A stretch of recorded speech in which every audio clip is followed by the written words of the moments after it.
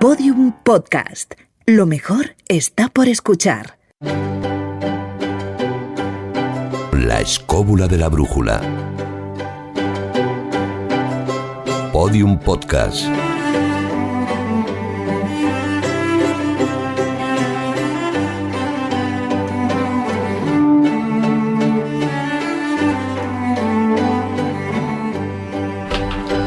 Hola Jesús Callejo, ¿cómo estás? Fenomenal. Hola Carlos Canales. Estupendamente bien. Hola David Sentinella. Maravillosamente bien. Hola Juan Ignacio Cuesta. Cree. ¿Dónde está Juan Ignacio Cuesta? Tenía que pasar. Vendrá, algo le pasa. Vendrá seguro. Sí. Y le preguntaré si está bien y me dirá que no. Ha dicho como MacArthur, volveré. Si dice que no, entonces que la cosa va bien. Vale, por eso entonces puedo estar tranquilo, ¿no? Vale. Sí. Hola Pablo Isasa, ¿cómo estás? Hola Jesús Blanquiño, ¿bien? Hola Coque Peinado, ¿todo bien? Perfecto. Hola Fran... Ah, no me saludo a mí mismo. Hola escobuleros, ¿cómo estáis? Arrancamos una nueva edición de La Escóbula de la Brújula.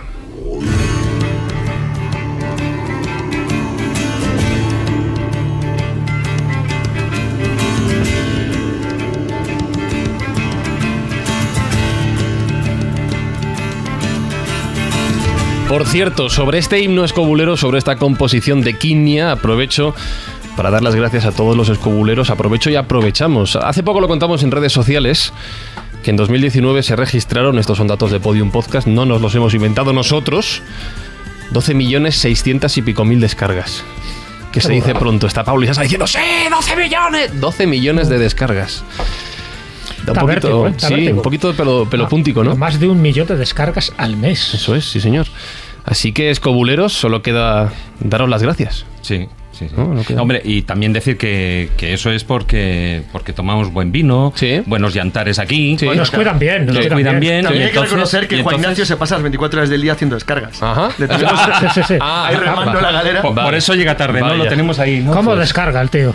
Entonces, gracias escobuleros y sobre todo, gracias Juan Ignacio Cuesta.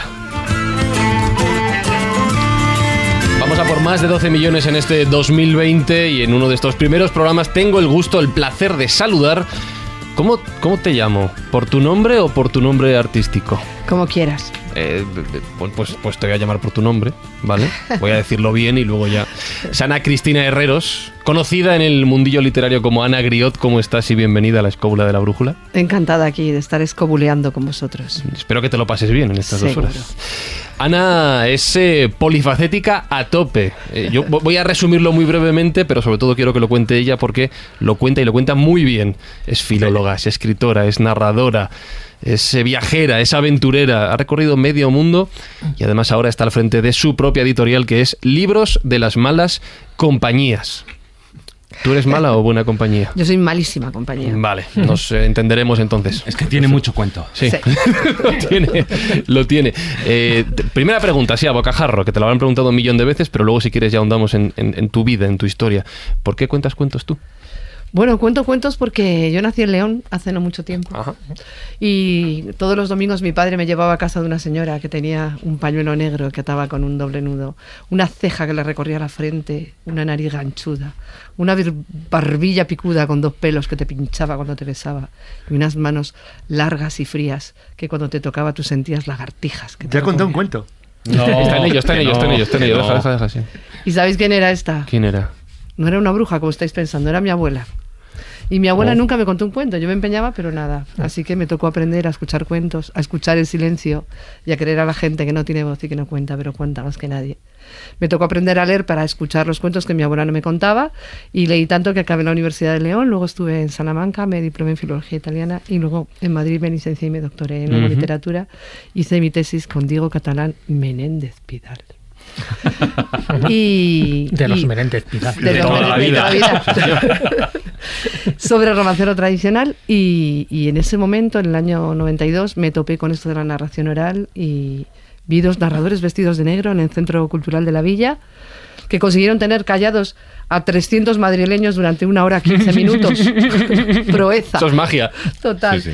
Así que empecé a formarme como narradora oral. En ese momento trabajaba en Ciruela como editora también. y compaginado mi trabajo como editora con mi trabajo como narradora, mi trabajo como investigadora en tradiciones orales, y eso todo ha encontrado un cauce ahora en Libros de las Malas Compañías. Has dicho una cosa que me parece súper interesante. Lo primero, te he preguntado por qué cuentas cuentos y me has dicho que lo primero que hiciste fue aprender a escucharlos. Claro. Es que la persona que mejor cuenta cuentos es quien mejor escucha, porque contar es un acto de escuchar. Y es muy importante escuchar al otro, escucharte a ti, escuchar el momento, escuchar a la gente que no cuenta, porque la literatura en el mundo es oral. Esto de escribir es una anécdota. En África hay más de 2.000 lenguas y prácticamente ninguna se escribe. En España los colectivos minorizados como las gitanas cuentan cuentos, pero no tienen literatura escrita, tienen literatura oral. Hombre, de hecho, muchas culturas y pueblos de tradición, como por ejemplo todo lo que son los indios norteamericanos y tal, su forma de proceder en cuanto a explicar y a transmitir la historia y las leyendas y cuentos, no mitología, porque ellos no entienden como mitología, ¿no? Pero es a través de la expresión oral, porque ellos no tenían una escritura como tal, ¿no? Entonces, en general, eso pasa con muchos pueblos y muchas culturas, no solo en África. Si te vas a pueblos de Asia, ocurre lo mismo, en Siberia o tal. Entonces, es que la transmisión oral es fundamental. Total. Y si te vas a Aragón, a Monegrillos, también escucharás que la gente cuenta un montón de cuentos y que la gente tiene esa tradición oral y esa memoria colectiva que tiene que ver con los cuentos. De hecho, cuando nosotros creamos este programa, este podcast, La Escóbula de la Brújula, ya hace 7 años, número mágico, la sección principal era el filandón. Intentamos rescatar esa palabra, que es verdad que forma parte más de nuestro acervo cultural leonés y también en Asturias la utilizan. Y era esa reunión que hacían las mujeres mientras hilaban y se van contando sus cuitas, sus anécdotas, sus chismorreos. En fin, las viejas del visillo estarían también presentes y donde iban un poco rescatando del olvido toda esa tradición oral que algunas veces se ponía por escrito y otras veces no. Y es un poco también lo que tú estás haciendo, tanto tu labor creativa, artística, literaria, como editorial, es rescatar esos cuentos que en el fondo los cuentos, las leyendas siempre ha sido la cara amable y la cara mágica de la historia. Sí, y además siempre una tradición muy femenina. En León había filandones de casadas y de solteras. En los de casadas se hablaba de los maridos y se contaban cuentos eróticos. Uh-huh. Y en los de solteras se hablaba de los novios y se contaban cuentos de princesas, de animales. Cuando acababa el filandón de solteras, venían los pueblos y les tocaban la bandurria a las chicas. Que no es una cochinada, es un instrumento musical de cuerda. Sí, que suena. Que suena. Suena. De todas formas, fíjate, en la editorial, y ahora ya que lo has dicho, aparte de esos cuentos para niños o para menores, para gente menuda, también tenéis unos libros que tienen tradición precisamente erótica. Sí, bueno, nosotros no creemos en la literatura infantil. Yo la primera vez que fui a África a montar una biblioteca, y le pregunté al campesino que nos habían puesto bibliotecario, ¿aquí le contáis a los niños cuentos de niños? Y me miró con cara de estás tonta y me dijo, si le contáramos a los niños cuentos de niños, ¿cómo iban a aprender a ser adultos? Qué bueno. Es que de hecho la infancia es un invento moderno. Total. Y occidental. Es Total. un invento nuestro. Sí, es una de las sí. aportaciones de la sociedad occidental al mundo. Sí, la sí. infancia no existía. Total. Los niños eran adultos pequeñitos que pululaban por allí y Claro. que iban aprendiendo cosas. Sí, sí, Y sí. a los que había que más o menos tolerarlos hasta que aprendieran algo, y en ese momento que aprendían algo ya podían ser útiles para otras cosas. Bastante brutales, en cierto modo. Pues, Realmente sí. la creación de la infancia es no solo moderna y occidental, sino increíblemente reciente, porque Sí, presupone sí, sí, sí. un estatus social y una estructura social en la cual los niños pueden tener derecho, aparte de ir aprendiendo a integrarse en su comunidad, a divertirse. Sí, es una infancia recreada, y por eso los cuentos se van infantilizando en un tiempo muy reciente y muy moderno. Los Sí. cuentos forman parte, en cualquier lugar del mundo, eso no es propio de nuestra cultura, de lo que es uno de los elementos sociales esenciales de transmisión del conocimiento. Tal cual. Se aprende en una especie de juego. El juego, que eso es otra cosa, esto está cambiando. El juego vuelve a ser adulto en el mundo occidental, de manera masiva, y ahora incluso preocupantemente masiva. Pero durante muchísimo tiempo el juego en las sociedades del mundo es parte de la vida esencial. Se aprende jugando. Es decir, el juego lo hacen los adultos, los niños, todo el mundo juega. Es un tema de muestra de la experiencia. Y el juego, como los cuentos, se utiliza para todo. para todo. Es decir, hay cuentos que te permiten aprender a pescar, hay cuentos que te permiten aprender a hilar, cuentos que te permiten aprender a moverte por el bosque, y hay otros que te permiten conocer los vientos o las tempestades o las lluvias, o conocer el cielo. Claro, porque muchos de los juegos y muchos de los cuentos son herramientas de conocimiento. Efectivamente. ¿No crees, Ana, que realmente han servido como instrumento de iniciación en muchas de las culturas? Por supuesto, yo creo que los niños y las niñas han aprendido a ser adultos transitando simbólicamente por eso que son los cuentos. Gustavo Martín Garzo dice una cosa hermosa que a mí siempre me encantó, y es que los cuentos no hablan de la realidad, hablan de la verdad. Y esa verdad tiene que ver con ese mundo de lo simbólico, y los niños transitan por esos cuentos donde suceden cosas como la traición, la muerte, la encrucijada, tener que decidir, que te traicionen, todas esas cosas por donde luego uno transita de adulto, ha transitado ya simbólicamente en el momento de los cuentos. Entonces, por eso los cuentos no se contaban para niños, estaban llenos de elementos eróticos. Estos cuentos de los que tú hablas, que publicamos en Malas Compañías, tienen una historia increíble, y es que publicamos un libro, Cuentos noruegos, de dos recopiladores, Asbjørnsen y Moe, que en 1814 se fueron por un país que no existía, porque Noruega formaba parte de la corona de Suecia, a escuchar cuentos en una lengua que no se escribía, porque la lengua de cultura era el sueco. Y recogieron un montón de cuentos que publicamos en ese libro. Yo pensé que todos, porque tomamos todos los que estaban en el proyecto Runeberg. Pero un murciano de Murcia, que los murcianos son universales, cuando estábamos imprimiendo el libro me llamó y me dijo, he encontrado 50 más, y yo dije, imposible. Y me dijo, sí, porque Moe, que era cura y llegó a ser obispo, los mandó destruir, porque eran eróticos. Pero la persona que los iba a destruir le dio pena y los guardó en un archivo privado, con una nota en cada uno de los cuentos que ponía, nunca se publicarán, nunca se publicarán, nunca se publicarán. Pero como somos malas compañías. Oye, pero explícame, o sea, ese murciano vivía en Noruega, o este murciano vive en Noruega. Bueno, y básicamente entendía noruego, porque sabía que ponía no se solo, publicarán. No solo, si no... este murciano vive en Noruega, trabaja en la Universidad de Oslo y es experto en feroés. Joder, pues también. Que es la lengua que se habla. ¿Sabes que conozco las feroé? Pues es experto en feroés. Pues no hay más que vacas, ovejas peludas. Sí. Bueno, y mucho bacalao. Un día tenemos que hacer un programa que se llame... en Zollhaven yo era el único tío moreno en toda la isla, yo creo. Un día que iba a decir que tenemos que hacer un programa que se llame Murcianos para todo, o Murcianos para todo, y hay que llamarle y hablamos de tu experiencia. ¿Sabes por qué era importante España en las feroé? Pero porque hoy hablamos de cuentos, Carlos. No, es que es un cuento. Ah, vale, pues venga, cuéntame el cuento. Porque España en las feroé forma parte de la leyenda, el fútbol. Ah, no hay ninguna otra relación. Amigo, sí señor. Yo tengo un cuento murciano súper bonito. ¡Ay! A ver. ¿Cuál es? ¿Vosotros sabéis qué es un sapico? No. Un sapo pequeñico. Ajá. ¿Y un cardico?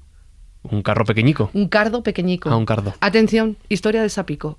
Había una vez un sapico que se escondió detrás de un cardico. ¿Habéis visto qué cuento más bonito? ¿Qué acento? Fíjate lo que hace el lenguaje. El sapito, no sapico, es también un rape pequeñito. Sí, claro. Jesús hacía referencia a la palabra filandón y te voy a pedir ayuda, David. Uno de los cambios que se hizo en la escóbula cuando llegamos a Podium Podcast fue el de suprimir de alguna manera la diferenciación entre las secciones, ¿no? Una de ellas era precisamente el filandón. Y ha habido bastantes mensajes en este tiempo de gente diciendo, ¡joder, a ver cuándo vuelve el filandón! La idea es que en realidad la escóbula nunca se ha ido. Es un filandón continuo. Claro, nunca se ha ido el filandón. Pero quiero recuperar la buena costumbre, David. ¿Le puedes dar paso, por favor, al filandón? Pues ya no me acuerdo cómo lo hacía. Algo así era como... No sé. Igual, no me acuerdo. Comenzamos pues sí. El filandón.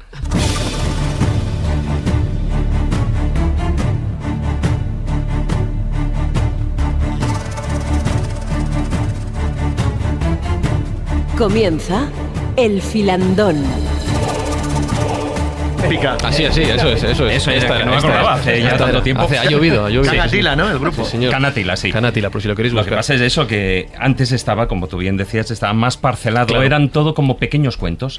Ahora, como después de tantos años todos tenemos mucho cuento y sabemos también el cuento de los demás, pues entonces, ¿para qué vamos a parcelarlo, no? Claro. Entonces, mezclamos cuentos, que es mucho más bonito. ¿Para qué poner puertas al campo? Quiero que me cuentes tu cuento, Ana. Imagínate que tenemos delante un mapa mundi, el típico mapa mundi que se vende ahora para poner chinchetas en los lugares donde has estado. No sé si preguntarte dónde pones chincheta o dónde no. ¿Qué tardamos menos en contar? No sé. Bueno, en América me falta Canadá,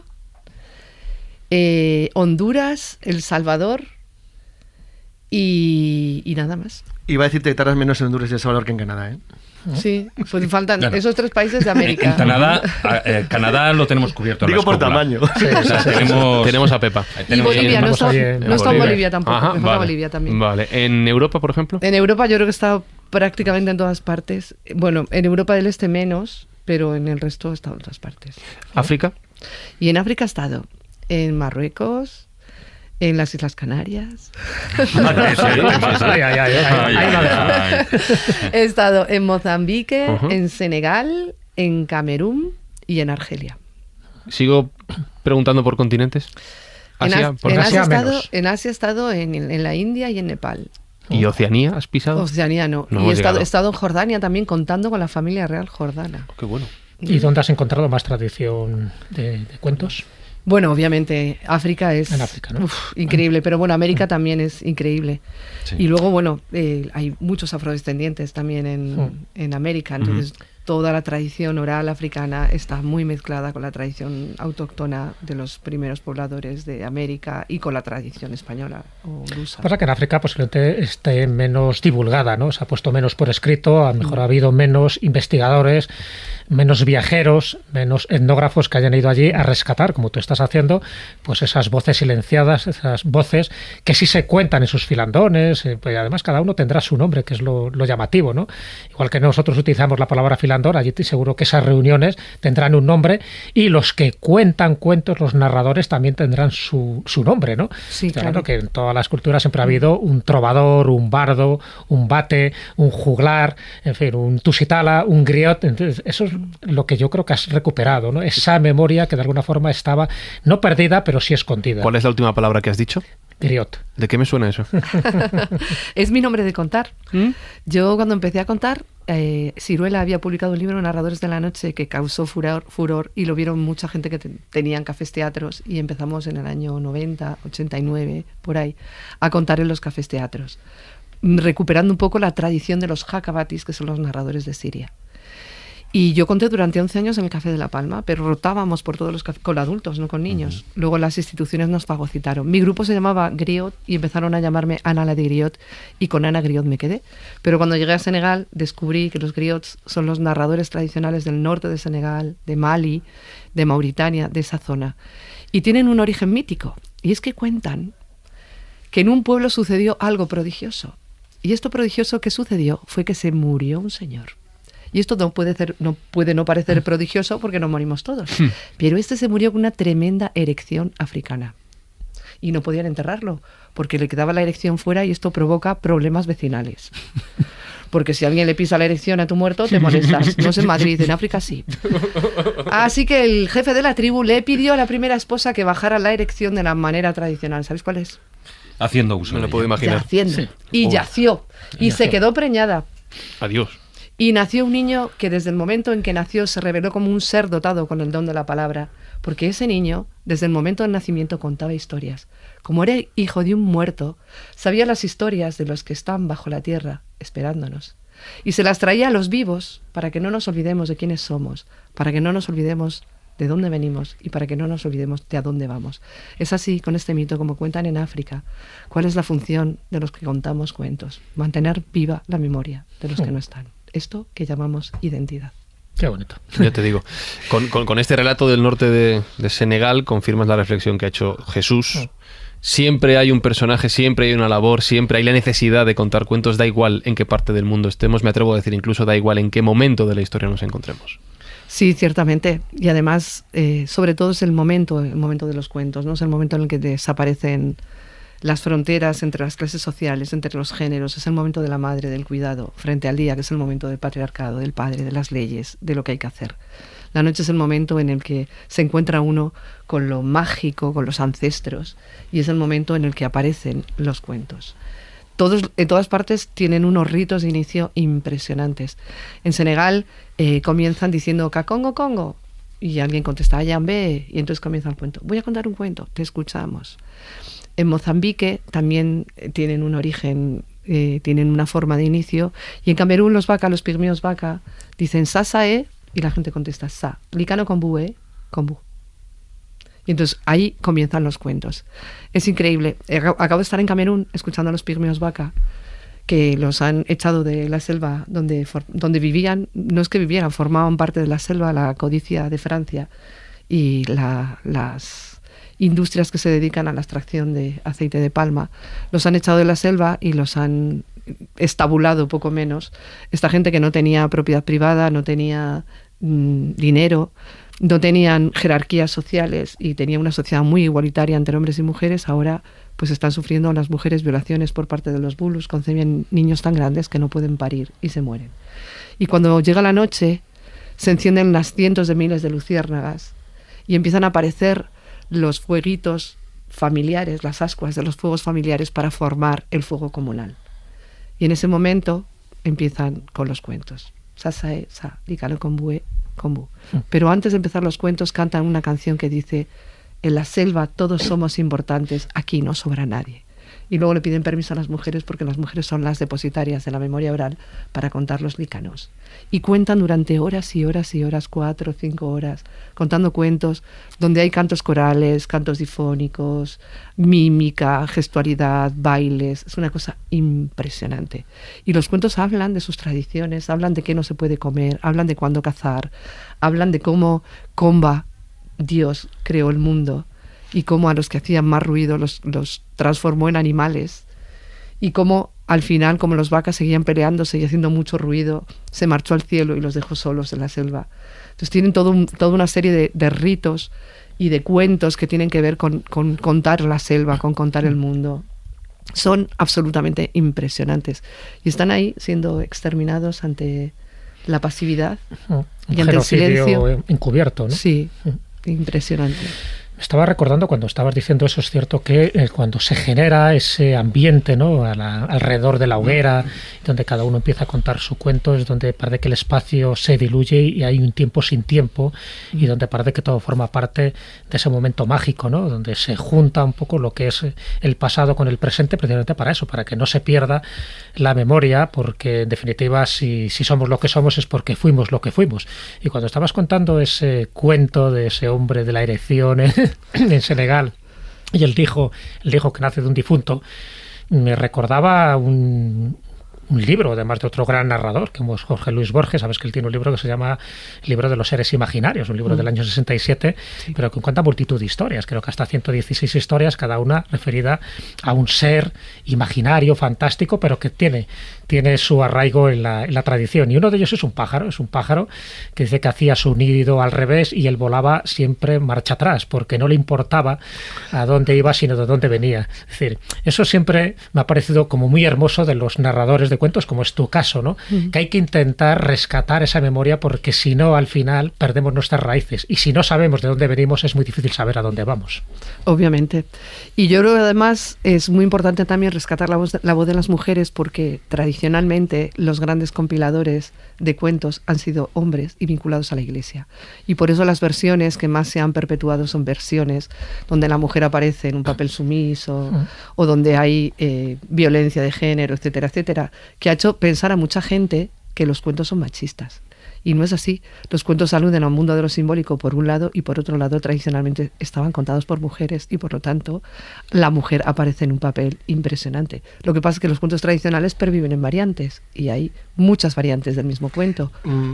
Además de en variantes, en recopilaciones relativamente modernas, que esto es muy importante. Sí. O sea, hay una codificación de los cuentos, hablo del caso europeo, que es el más conocido. Es decir, a partir del siglo XVII, Perrault, los Grimm, en el XIX, lo que hacen es que absorben las tradiciones y les dan una forma que como es que es curioso, coincide con el racionalismo y al mismo tiempo también con la codificación legal. O sea, es decir, se intenta normalizar, estructurar y construir de una manera cartesiana toda la realidad, de manera que se decide que existe un cuento de Caperucita cuando había millones de cuentos de Caperucita, o variantes infinitas de las mismas tradiciones. En el caso español, las leyendas son incluso recogidas más recientemente, como Jesús y yo creo que hemos visto durante años. Y hemos recogido. Y es verdad que te sorprendes, porque muchas de las interpretaciones son sorprendentemente modernas y están normalizadas para un tipo de sociedad ya. Es decir, ya se ha decidido con unos papeles ya definidos en la sociedad de qué tiene que hacer una mujer, qué tiene que hacer un hombre, qué tiene que hacer, y ya está clasificado en función de una sociedad occidental muy moderna, pero no era así. Y por eso, otra cosa, aparte de que no son machistas, no son crueles. O sea, no es crueldad lo que hay en los cuentos, es aviso, es alerta. Hay que avisar a los niños, hay que avisar y contarles y a la gente, no son los niños. Lo que es el higiene. Claro, de los peligros del bosque, de lo que existe en el lugar. Pero claro, es que efectivamente, es decir, tú tienes que advertir a la gente de que el mundo es un lugar que tiene también sus riesgos, donde tienes que aprender a conocerlo, donde tienes que entrar en él y conocerlo. En las zonas donde viven los pigmeos que has citado, hay animales peligrosos. Los niños y el pueblo, para poder acostumbrarse, tienen que aprender a conocer la jungla, la selva, el lugar en el que viven. En Europa era exactamente igual. Es decir, el lobo no es que sea el malo de los cuentos, es que el lobo daba miedo en la Edad Media. Pues comía tu ganado, se comía tu forma de vida y te comía a ti. Entonces, claro, decir, el que eso no ocurra ahora no quiere decir que no ocurriera hace tiempo. Entonces, los europeos hemos perdido también, hace poco, otra cosa en la que no estoy de acuerdo, hubo un incidente en Alaska, me acuerdo que, lo cuento brevemente porque es un tema muy curioso sobre la estructura de los cuentos y de las tradiciones. Cuando yo estaba en Florida, en el año 95 se había prohibido la caza de los osos. Y en 2005 la volvieron a autorizar, me parece que fue un error, pero bueno, la volvieron a autorizar porque los osos en Estados Unidos las normas se cumplen y se habían multiplicado por 2.000. Y por 2.000, así de pronto. Pero siguen siendo muy pocos. Pero claro, en un estado superpoblado, donde hay un montón de gente, pues hombre, a los osos les gusta que la miel de las abejas. Pues la cogen de un bote está bastante mejor, porque es más cómodo. Y entonces los ves merodear, entraban en las organizaciones, merodeaban y había problemas. Y un artículo en un periódico, es que les hemos quitado su espacio a los osos. Entonces me acordé de Madrid. Sí, les hemos quitado el espacio a los osos, claro, vivían aquí. De hecho, hay una osa en el escudo nuestro. Vivían en Madrid, pero claro, decir, el que hayamos quitado a los osos no quiere decir que los osos no tuvieran, que los osos vivían entre nosotros, pero los osos, que eran un animalito muy gracioso de pequeñito, es un bicho peligroso. Entonces, a la gente tú tienes, por mucho que quieras la naturaleza y el mundo, tienes que entrenarles también en el medio en el que viven. Y los cuentos tienen una importantísima función educadora. En cada sociedad, cada uno lo adapta al lugar en el que viven, cómo están y cómo se mueven. Y eso, al tú convertirlo en cuentos modernos, obviamente siempre lo estás degenerando. Dicen, es que Disney se cargó los cuentos, ¿no? Disney dio una versión con música del siglo XX, simplemente hizo otra cosa, hizo otra interpretación de los cuentos. Ahora se está volviendo a los cuentos tradicionales, pero es muy difícil volver a ellos, porque como tú bien dices, los primeros que los codificaron ya tenían una forma de pensar muy definida. Entonces, ¿qué pensaban? Por ejemplo, cuando se intenta rastrear los cuentos más antiguos de la tradición europea occidental, pues hemos tocado Caperucita, pues Caperucita. ¿A cuánto te puedes remontar? Al siglo XVI, a lo mejor. Hay alguno más antiguo. Pero el problema que tienes es que no sabes realmente cómo eran en origen. Sabes cómo son. Claro. Pero hay una versión parecida en Panchatantra, ¿eh? Claro, sí, los muy antiguos. Pero son indoeuropeos también. Sí, obviamente, claro, sí, son lo mismo. Sí. Pero eso te pasa con todos los cuentos. Es decir, en el momento en el que cuando hay una tradición escrita o la tradición se hace por escrito, esos cuentos se anquilosan. Es decir, no evolucionan. En cambio, cuando están y se transmiten mediante lo que es la transmisión oral, esos cuentos están vivos, porque cada persona que lo cuenta o a través de cada generación va aportando pequeñas cosas que forman parte no solo de su historia, sino también de la realidad y de ese momento. Con lo cual, un cuento, o sea, saber cómo es el origen del cuento es una cosa, porque cuando han pasado 200 años después, ese cuento ha cambiado bastante, ha cambiado mucho la historia, pero porque ha evolucionado, no se ha anquilosado, que si fuera de una manera escrita... Pero a veces pues, porque hasta le quieres hacer cambiar hacia lo que a ti te interesa que vaya un cuento. Claro, porque la sociedad de los niños a los que pretendes enseñar con los cuentos también ha evolucionado, con lo cual necesitas que ese cuento evolucione para que sigan aprendiendo esos problemas o esos peligros que pueda haber.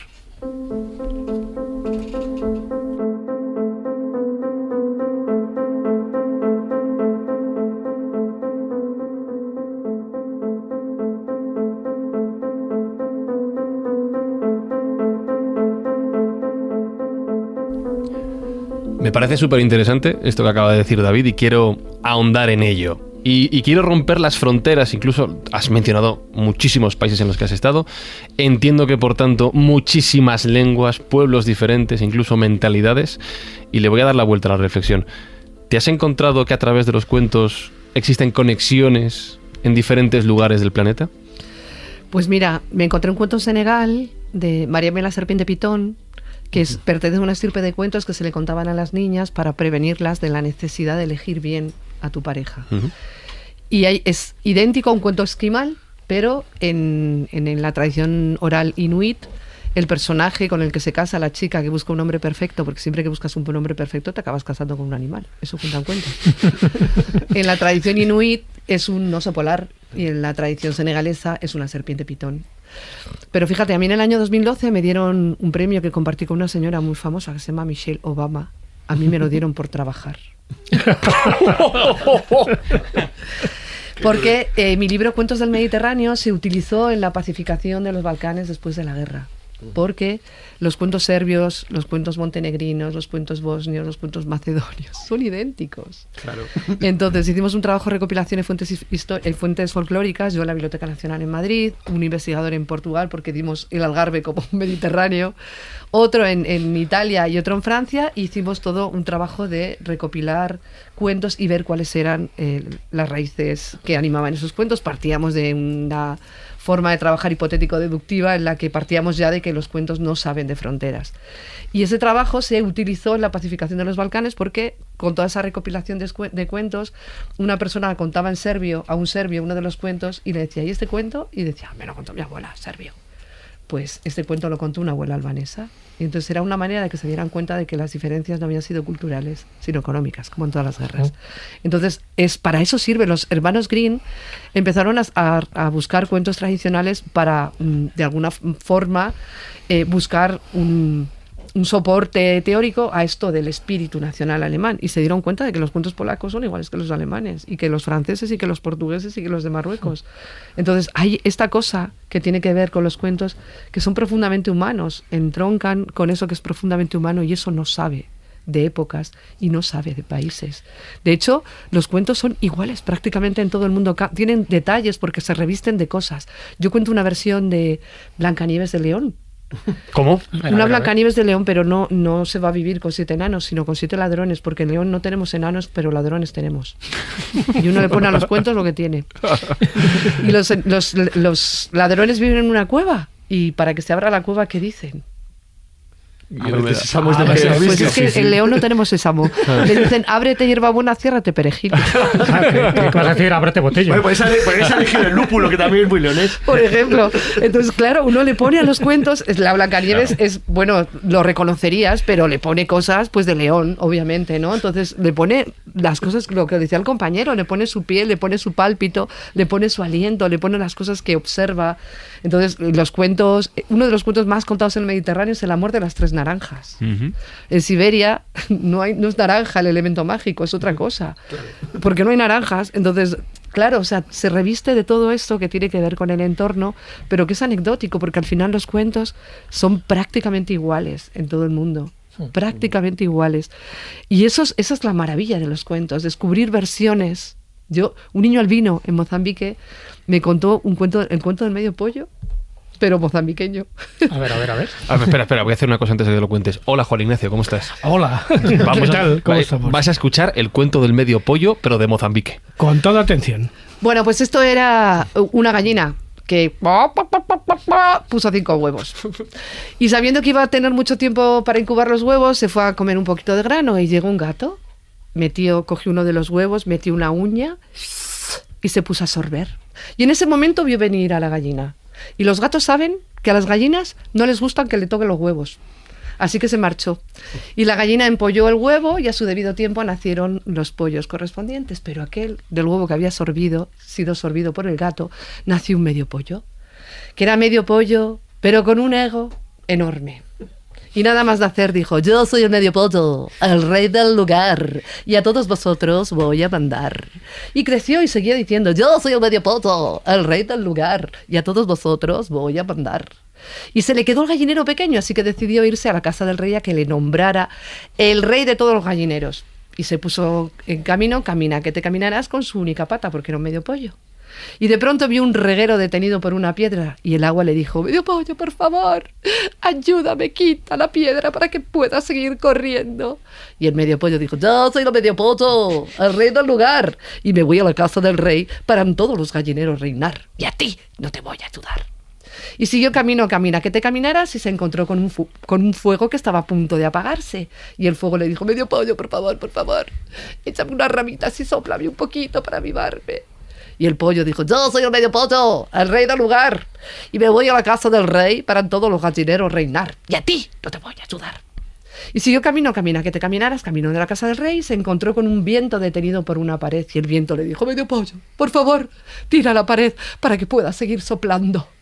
Y el medio pollo dijo, yo soy el medio pollo, el rey del lugar, y me voy a la casa del rey para todos los gallineros reinar. Y a ti no te voy a ayudar. Y siguió camino a que te caminaras a la casa del rey, y cuando llegó tuvo la mala pata de meterse en la cocina, y el cocinero dijo, ¡anda, un medio pollo! Y lo metió en una cacerola con agua, y cuando sintió que el agua empezaba a calentarse dijo, agua, por favor, apágate, que me voy a cocinar.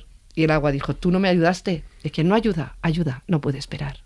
Fuego, por favor, apágate, que me voy a cocinar. Tú no me ayudaste. Y a quien no ayuda, no puede esperar. Y se cocinó tanto que se quedó hasta ennegrecido. Y el cocinero lo puso en una bandeja y se lo llevó al rey y le dijo, Majestad, su desayuno. Y el rey dijo, ¿qué pasa? Que no soy yo lo bastante rey como para merecer un pollo entero, que me traes esta porquería de pollo. Y encima medio quemado. Y lo agarró de una pata y lo lanzó por el aire. Y el viento se lo llevó hasta un tejado y lo colocó sobre una de las patas. Y desde entonces, ese medio pollo no se llama medio pollo, se llama veleta. Muy bueno. Qué bueno. Sí. Te voy a decir algo. Acabas de conseguir una cosa que yo diría que muy poca gente ha conseguido en la historia de la escóbula de la brújula. Primero, que estemos 2 o 3 minutos callados sin interrumpir. Segundo, que todos te miremos con un interés desmedido, pero a este lado y al otro del cristal, que estaba todo el mundo embelesado con tu relato. ¿Cómo consigues esta magia? Esta magia ¿es natural? ¿Lo has aprendido de tu experiencia? Esta magia contando cuentos. Es que es una griota. Sí, mira, me pasó una cosa muy increíble que marcó mucho mi vida como narradora. Me pasaron 2, pero una de ellas fue increíble. El primer trabajo remunerado que tuve fue en una residencia de mayores en Madrid, en una zona periférica. No voy a decir cuál. Me contrataron en la residencia municipal para contar cuentos y yo llegaba todos los días a las 8 de la tarde a contar. Y para tener a los abuelos entretenidos, se me ocurrió usar la técnica de los jacabatis y dejar un cuento interrumpido. Les conté un cuento entero para que vieran que yo sabía contar, y el segundo, cuando estaba en el clímax, dije, uy, me tengo que ir, mañana vuelvo. Pero qué mal café, ¿no? Y era un cuento erótico. Al día siguiente, Doble mal café. Al día siguiente, cuando llegué, estaban con los andadores en el hall. ¿Que cómo acaba el cuento? Un momento, que ya voy. Claro, les deja sin terminar. La técnica se llama cuento interruptus. Una técnica un poco que usaba la Serezade, ¿no? Para que no la decapitaran cada noche. Tal cual. Entonces, al día siguiente acabé el cuento, empecé otro, lo dejé inconcluso también, y así estuve 3 meses. Los tenía fidelizadísimos. Les tenía salidos completos. Me pusieron a los vegetativos, y los vegetativos me guiñaban el ojo en el cuento cochino. Y yo le decía a la doctora, los vegetativos me guiñan el ojo. Y me decía, será un acto reflejo. Y yo decía, pues les da el acto reflejo cuando les tiene que dar. Al cabo de 3 meses, llego a la residencia de mayores y me dicen que la directora quería verme. Y me voy a su despacho pensando cuál sería la queja, porque estaban encantados los mayores. Y me dijo, mira, ha venido un empleado municipal a hacer una pirámide de población y desde hace 3 meses que tú trabajas aquí ha descendido la curva de la mortalidad vertiginosamente. Bien. No se me morían los viejos. Bien, pues bien. Nadie se quiere morir sin saber el final. ¿Cómo te mueres sin saber cómo acaba un Claro. cuento? Y si vas dejando así a los viejos con el cuento a medias, pues se van no muriendo y no se mueren. Yo dije, qué bien, ¿no? Y me dijo, qué mal. Somos una residencia municipal y necesitamos las plazas. Despedida. Y me despidieron. En serio. Te lo juro. Madre mía. Pero yo aprendí de una que esto de los cuentos es para vivir. Y cuento desde ahí. Eso te pasa por convencerles de que eran Sherazade. ¿Y qué cuento es el que más les excitó? Pues mira, les contaba yo cuentos de Filandón Leonés, por ejemplo, del Filandón de Casadas, claro. Y entonces les encantaban, pero los cuentos así picandones, que casi todos los cuentos tradicionalmente tenían su punto picantillo que los niños no entendían, pero los adultos sí. Bueno, es esa doble lectura. Hoy en día se está rescatando, sobre todo en claro. películas de dibujos animados o de animación, que se está rescatando esa doble lectura que por una parte es para los niños, pero hay muchos gags, muchas cosas que los niños no pillan porque son para adultos. Claro. Y entonces, ¿qué ocurre? Tú vas al cine con tus hijos, los niños lo disfrutan porque ven la película, ven una lectura de la película, y el padre o la madre o los abuelos no se aburren porque ven otra Eso lectura. es clarísimo Claro. actualmente. Sí, sí. Es clarísimo. De hecho, sabes que de muchos cuentos infantiles se dice que sirven para dormir a los niños, pero para despertar a los adultos. Claro. A veces al revés. Estaban llenos de todos estos dobles sentidos que los hacían interesantes para el público adulto y que los niños no entendían. De hecho, fíjate, a los filandones de Casada, las mujeres llevaban a los niños y a las niñas. y contaban cuentos cochinos. Y cuando el niño daba signos ostensibles de haber entendido el cuento erótico, lo mandaban al bar con los hombres. Porque era señal inequívoca de que se había... Claro, y era en ese momento cuando se sabía que el niño era adulto. El signo ostensible que era la erección. Claro. Cada semana nos escuchamos. Y si quieres, nos leemos en Twitter. Somos @escobuleros.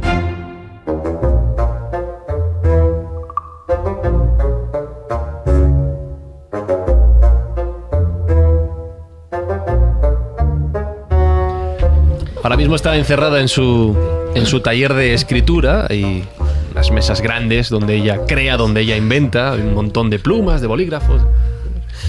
Si se gira y se descuida, lo tira todo por medio. No creo que sea muy ordenada, la verdad. No me la imagino, ahora lo confirmará o no. Un poco caótico todo. Limpio, pero caótico. Es que su cabeza no para de crear. Son todo ideas. Y cuando te lo cuenta con la misma magia, con las mismas ganas con las que tú relatas tus cuentos. Estoy hablando de Marta San Mamed. ¿Cómo estás, Marta? Venga ya. ¿Lo he clavado?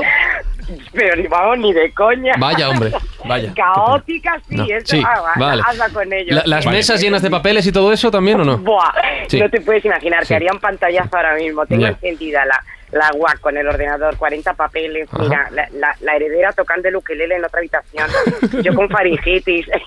Bueno. Es horrible. Y millones de ideas en tu cabeza, eso también. Sí, millones de ideas. Bueno, oye, lo primero saludar, bueno, a todos, a mi familia escobulera, ¿qué tal estáis?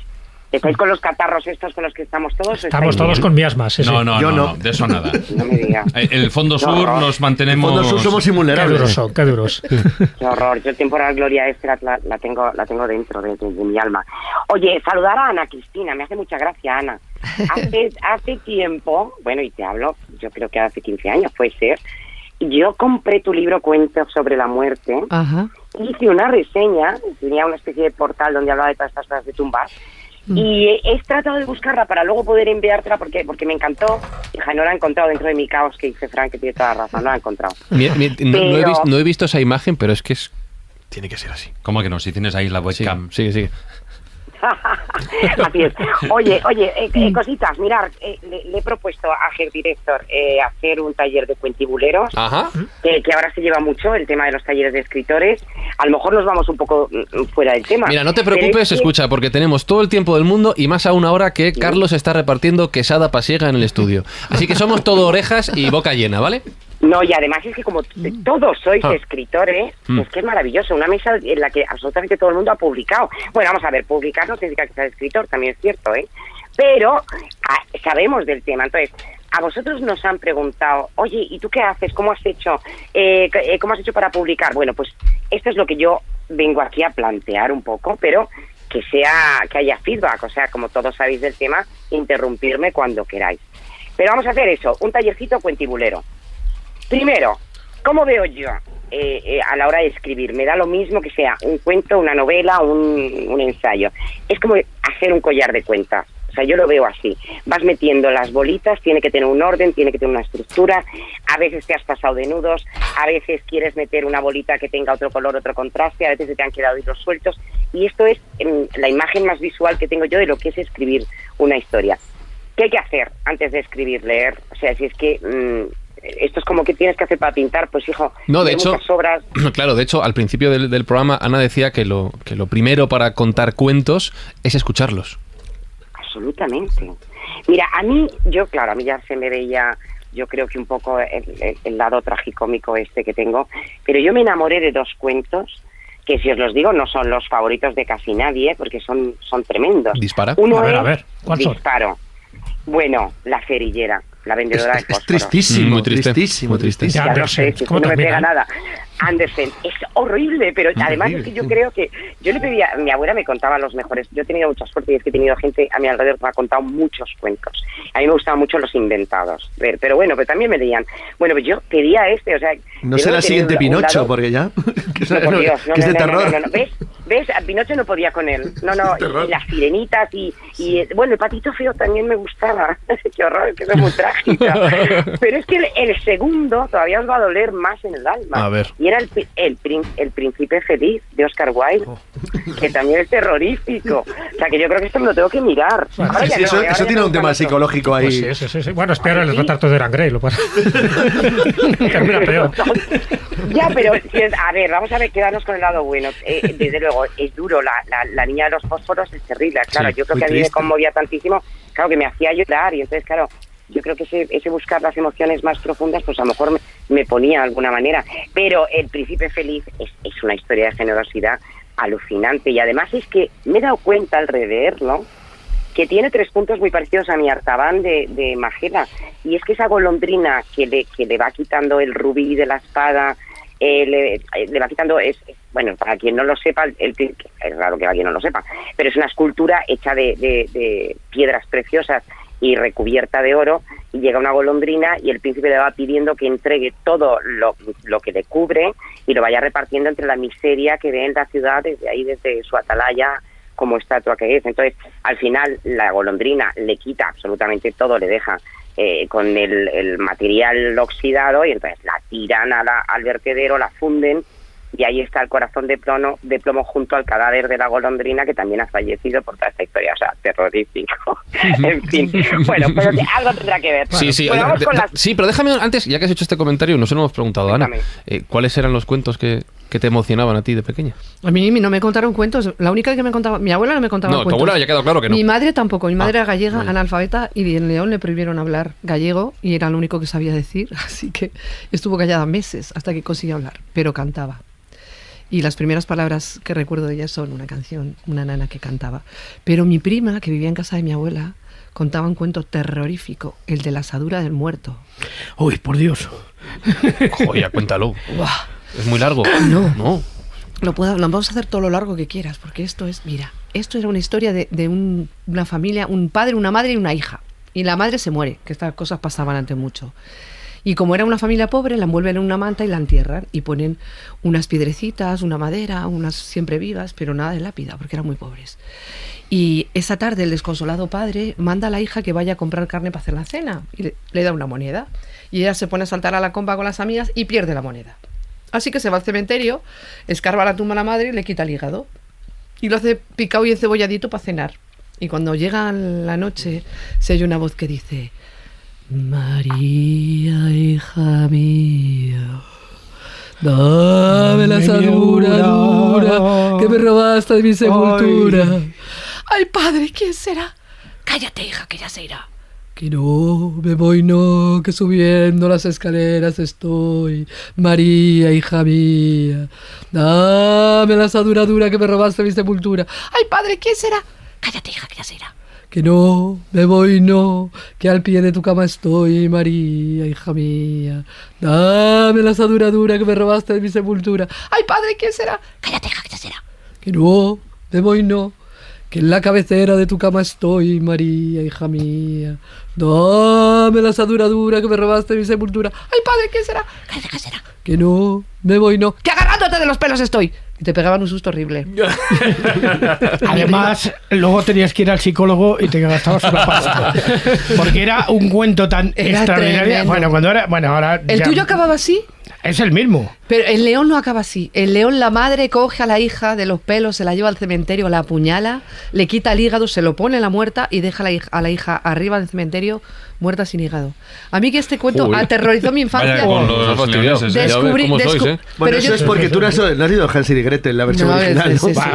Voy a ir cuento canibalismo. Voy a ir directamente a la versión leonesa para saltarme la parte sencilla. Este cuento cuenta una cosa muy importante. Yo que estuve muy peleada con él. Este cuento cuenta que cuando le quitas el hígado a alguien te mereces que te lo quiten, porque los cuentos esto se llama justicia. Si este cuento lo pusieran de lectura obligatoria en las facultades de ciencias políticas, políticas, otros políticos tendríamos?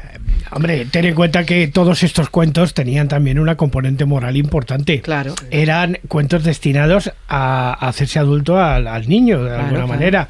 Entonces, lo que pasa es que excedían un poquito la nota en muchos casos.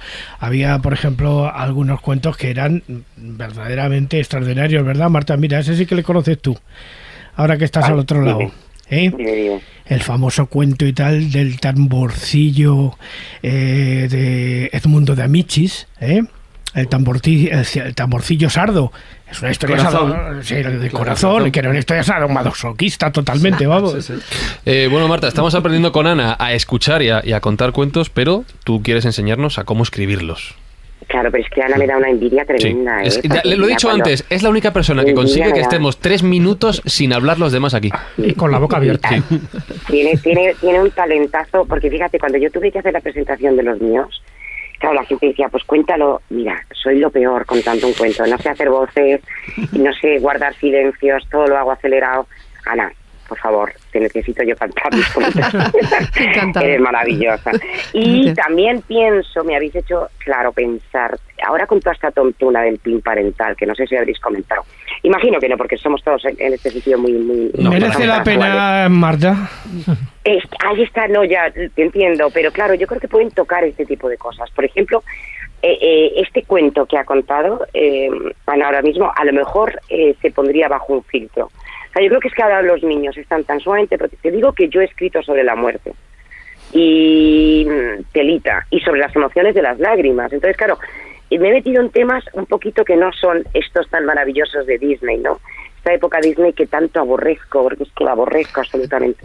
Entonces, claro, ahí no lo sé, creo que se tendrían que recuperar estas historias, y este hígado duro y esta asadura dura, yo creo que mira, a lo mejor lo cuento hasta noche. Por eso estamos haciendo este programa. El problema es que para recuperarlo. Pero el problema es que aunque se deberían recuperar, estoy de acuerdo, pero si además no es la primera vez que tocamos este tema en el programa, el tema de la tontería de si los cuentos son crueles o no son crueles, lo que ha cambiado es la sociedad. Es que el mundo nuestro está perdiendo el contacto con la realidad, pero a pasos agigantados, se está virtualizando. Cada vez más. Incluso en un elemento terriblemente peligroso, que virtualizas incluso las cosas que realmente son dañinas y peligrosas. Estás virtualizando el mal. Es decir, me voy a contar no es un cuento, pero es una historia terrible que cuentan de Freud, que probablemente es cierta, pues una leyenda urbana.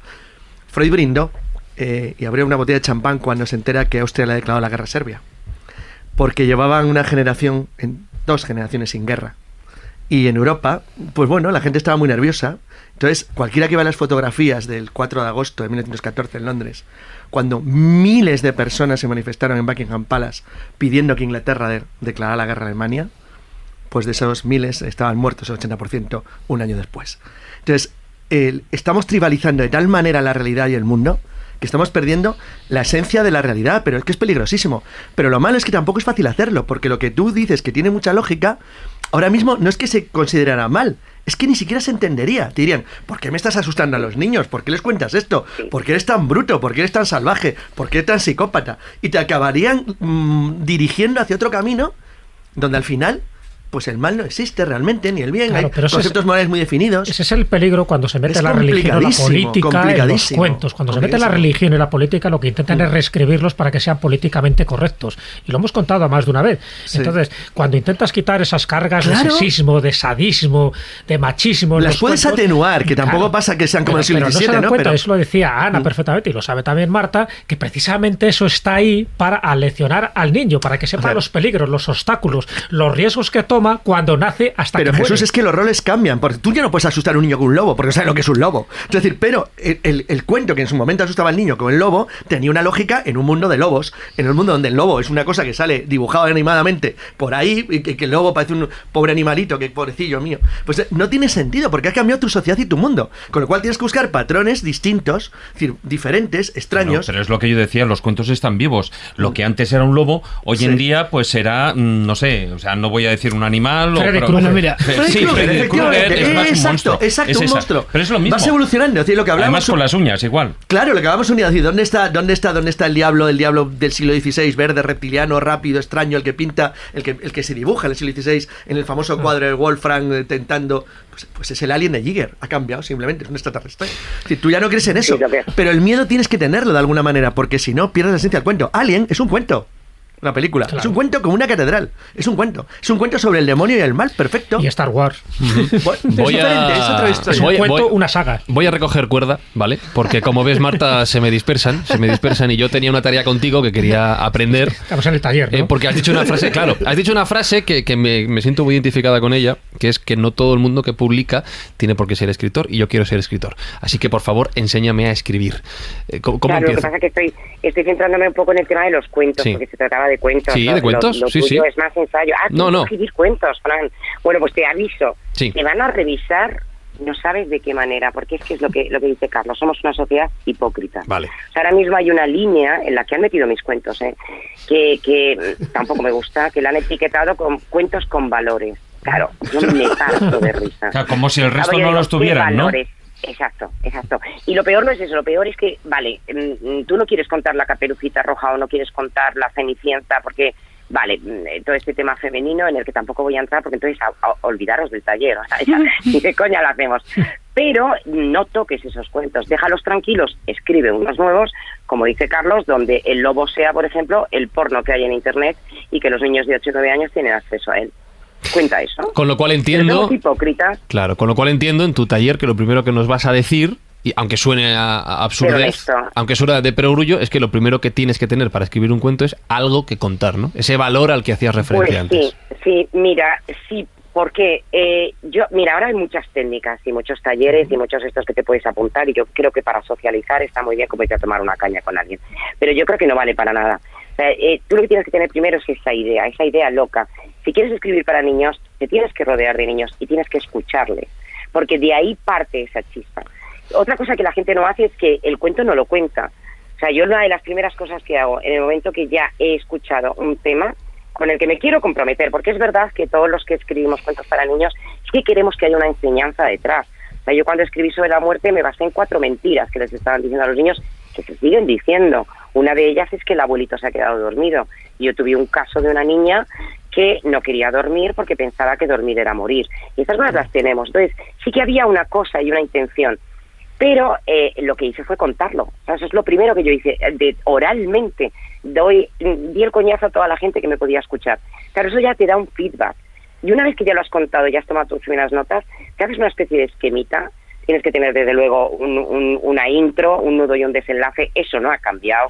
Y hasta cierto punto lo veo bien, porque los cuentos tienen que terminar. Y tienen que terminar de la misma manera magistral que empiezan. O sea, la primera frase tiene que tener el mismo potencial que la última, porque cerrar, creo que, y considero que, fíjate, hoy es el Día Internacional del Abrazo. Bueno, esto saldrá el viernes o cuando lo colguéis. Bueno, es el Día Internacional del Abrazo. Bueno, en el cuento de 10 lágrimas y un abrazo, yo cuando preguntaba a la gente, o me escriben o me dicen, yo lo único que pregunto es, pero cuando terminó el libro, ¿le diste un abrazo a quien se lo estuviera leyendo? ¿A su niño? ¿O qué? Porque esa era mi intención. O sea, mi intención no es explicar que hay un montón de emociones, era que dieran abrazos. Entonces, bueno, esa parte pues es muy satisfactoria, claro, porque trae las cosas, errores que uno cree cuando a la hora de empezar a escribir, que luego, si tenemos tiempo, nos meteremos con la publicación, porque además, como tenemos a Jesús y a Carlos, que no sé si tenéis todavía la editorial, creo que no. No, ya hace bastante tiempo que no. Sigue existiendo. Sigue existiendo, pero ya no somos nosotros editores. Sí, pero no somos nuestros de hace 20 años. Pero como editores podéis ayudar un montón, porque yo también aquí veo que ahí me preguntan muchísimo. Bueno, y como Ana, tú también creo que eres editora, ¿no? Y en activo. Sí, claro. Ana en activo. Vale. Y además. Y además buena, esta chica es buena en todo, desde luego que barbaridad, hay que ficharla. Bueno, nada, os tenéis que conocer, Está claro. Sí, por favor, si es que esto de las distancias, mira, los acortamos telefónicamente, pero no sería lo mismo estar allí, porque además que no pararía de hablar. Pero bueno, muy importante, errores, empezar un cuento y no terminarlo, escribir por obligación, de eso nada, si no tienes una idea, no busques estas cosas de estas cartas o esta historia de no sé, improvisación. No, ten la idea. Luego, no pongas nombres a protagonistas como John, Jennifer, que están en España. Pues bueno, no sé, ahora ya en España llamarse el Brian. Bueno, ya lo sé, pero no sé. Claro, también es cierto, si ves que tienes potencial para poderlo traducir en otros idiomas, pues hombre, pero eso te ayuda a la propia editorial. No lo releas en 1000 veces. Déjalo reposar 2 o 3 meses ahí, haz un montón de borradores y después si cuando lo vuelves a leer tienes la sensación de que no lo has escrito tú, entonces es que tienes la pera en tus manos. Y luego, para mí, lo más importante, la corrección ortotipográfica y de estilo. Y esto es una cosa que mucha gente pasa por alto. Vosotros que habéis escrito sabéis que es el caballo de Troya. Cuando trabajas... Sí, no sabes el sufrimiento que yo paso cuando recibo ciertos originales. Hay algunos libros que yo he maquetado para Corona Boreales, eso lo sabe perfectamente Juan Ignacio Carlos mucho. Y Jesús, que los he tenido prácticamente que reescribir. Sí, es que es una vergüenza. Yo no entiendo cómo algunos escritores se permiten el lujo de mandar esos manuscritos con unas faltas de ortografía que no son lógicas. O sea, yo hubo un tiempo en el que dije, oye, pues mira, y lo hice con un par de amigos y me corté la coleta. Eso es de locos, es muy complicado, pero hay que hacerlo. Para mí es que es lo más esencial, o sea, no hay nada que le reviente más a un lector que pillar una errata. A lo mejor podemos ser indulgentes, pero desde luego 2 o 3 en menos de 15 páginas es que coges directamente el libro y lo tiras, y estás tirando un material valiosísimo. Entonces, y sin embargo te diré, Marta, que una vez vi un tuit que decía, y creo que con bastante razón, que la mejor manera de detectar erratas en un texto es publicarlo. No. Cuando ya se ha publicado, si luego no puedes. Mira, por ejemplo, en el caso de yo ahora he probado con todo. He tenido editoriales y las tengo, y ahora he autopublicado, que es una cosa muy interesante que no había hecho nunca y que os contaré un poco rápido. Bueno, no es tan cierto. Si tú tienes posibilidad de hacer una corrección, sí. Yo diría algo mucho más tedioso, y es leerlo en voz alta. Ahí es donde se pillan todas las erratas.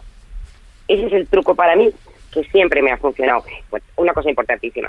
Si te metes en el mundo este de Amazon, en el que yo me he metido ahora con Magela, que me ha parecido divertidísimo, tienes una currada que te muere. O sea, te tienes que hacer la maquetación, y si no sabes maquetar y no eres diseñador, Juanín, tú sabes lo que es maquetar, y es la pera, y muchas horas sufriendo. ¿No te dan una plantilla o algo parecido a los de Amazon? Sí, pues te dan una plantilla, pero es una plantilla que más vale olvidarnos de ello, porque es malísima. Nada, no vale nada. Aquí se maquetan en InDesign, con perdón. Saludos, Amazon. Eso es. Sí, y además es una pregunta conjunta para las dos. Si tuvieras que dar un consejo a una persona que ahora quiera escribir un cuento para niños o para adultos, pero que quiera escribir un cuento, ¿qué consejo le darías tú? ¿Qué consejo le daría Ana? Marta, por ejemplo. Yo, pues, a ver, primero, que escriba algo que le gustaría leer a esa persona. Eso es lo primero, porque a veces se escribe cada truño, que es un espanto. Segundo, si es para niños, ojito, que los niños no son tontos, y es mucho más difícil escribir para niños que para adultos. Pues que se lo tome en serio. Tercero, que vaya y haga muchísima investigación, que se meta en las bibliotecas y que se empolle todo lo escrito con esa temática sobre la que quiere hablar hasta la fecha, para no repetir, porque sobran libros. Que se divierta, que simplifique, que se busque, si es cuento, por supuesto, al mejor ilustrador, si no te lo pone la editorial, y que deje libertad absoluta al ilustrador. O sea, nada de estar dando el coñazo de que estás dibujando y para que yo te lo revise, para nada. La ilustración es muy potente, no está, creo, lo suficientemente valorada. Creo que el trabajo es esencial, el que hacen es la portada y es el interior, y los niños miran y leen con los ojos. Pues para mí esa es una parte también muy importante. Y luego que bueno, que no desespere, porque no se lo va a editar nadie. Entonces, vaya, que no muy bien. Bárbaro. No, es real. De todo esperanza. Sí. Joder, Marta. Que no se No hay como el optimismo para partir de... Bueno. Que sí, que lo haga para él, para su casa, para ella. Ya. Una Ana Griot que te lo edita. Claro. O bueno... Mira, dinos a Jesús, a mí, siempre hay que te acaba editando. Después de sufrir y buscar, Claro. acabamos con alguien que nos editó. Tienes razón, claro, a mí no me ha pasado, yo es que no he tenido que buscarlo. Vamos ahí con duendes de uno para otro. Danos. Pero eso es lo que yo diría. Sí. Y luego, mira, también muy importante, en cuanto al libro electrónico, el papel, la huella de carbono, que hoy hemos aprobado la ley de emergencia climática. ¿Qué creéis que tiene mayor huella de carbono, el electrónico o el papel? Pues hombre, digo yo que el de papel, ahora me dirás que no. No, es que claro, aquí hay una cosa que estamos un poco todos como con este punto. A ver, el papel... Plenamente reciclable. Sí, y también de bosques sostenibles, pero no todo el mundo imprime sobre ese papel. Es verdad que no necesita energía para leer. Tú abres el libro y vale, pero puede contener tintes y solventes tóxicos. Ojito, ocupa espacio y se transporta. El transporte, los libros pesan mucho. Marta, puedes escribir con sangre. Puedes escribir con... Yo encantada de la vida, vamos, no pasa nada. Venga, escribimos con sangre. Le voy a preguntar a Ana, Ponnos un poco de luz en este valle de lágrimas, por favor, un consejo para aquellas personas que quieran comenzar a escribir. Pues yo creo que lo primero es escuchar y después sentarse y ponerse a escribir.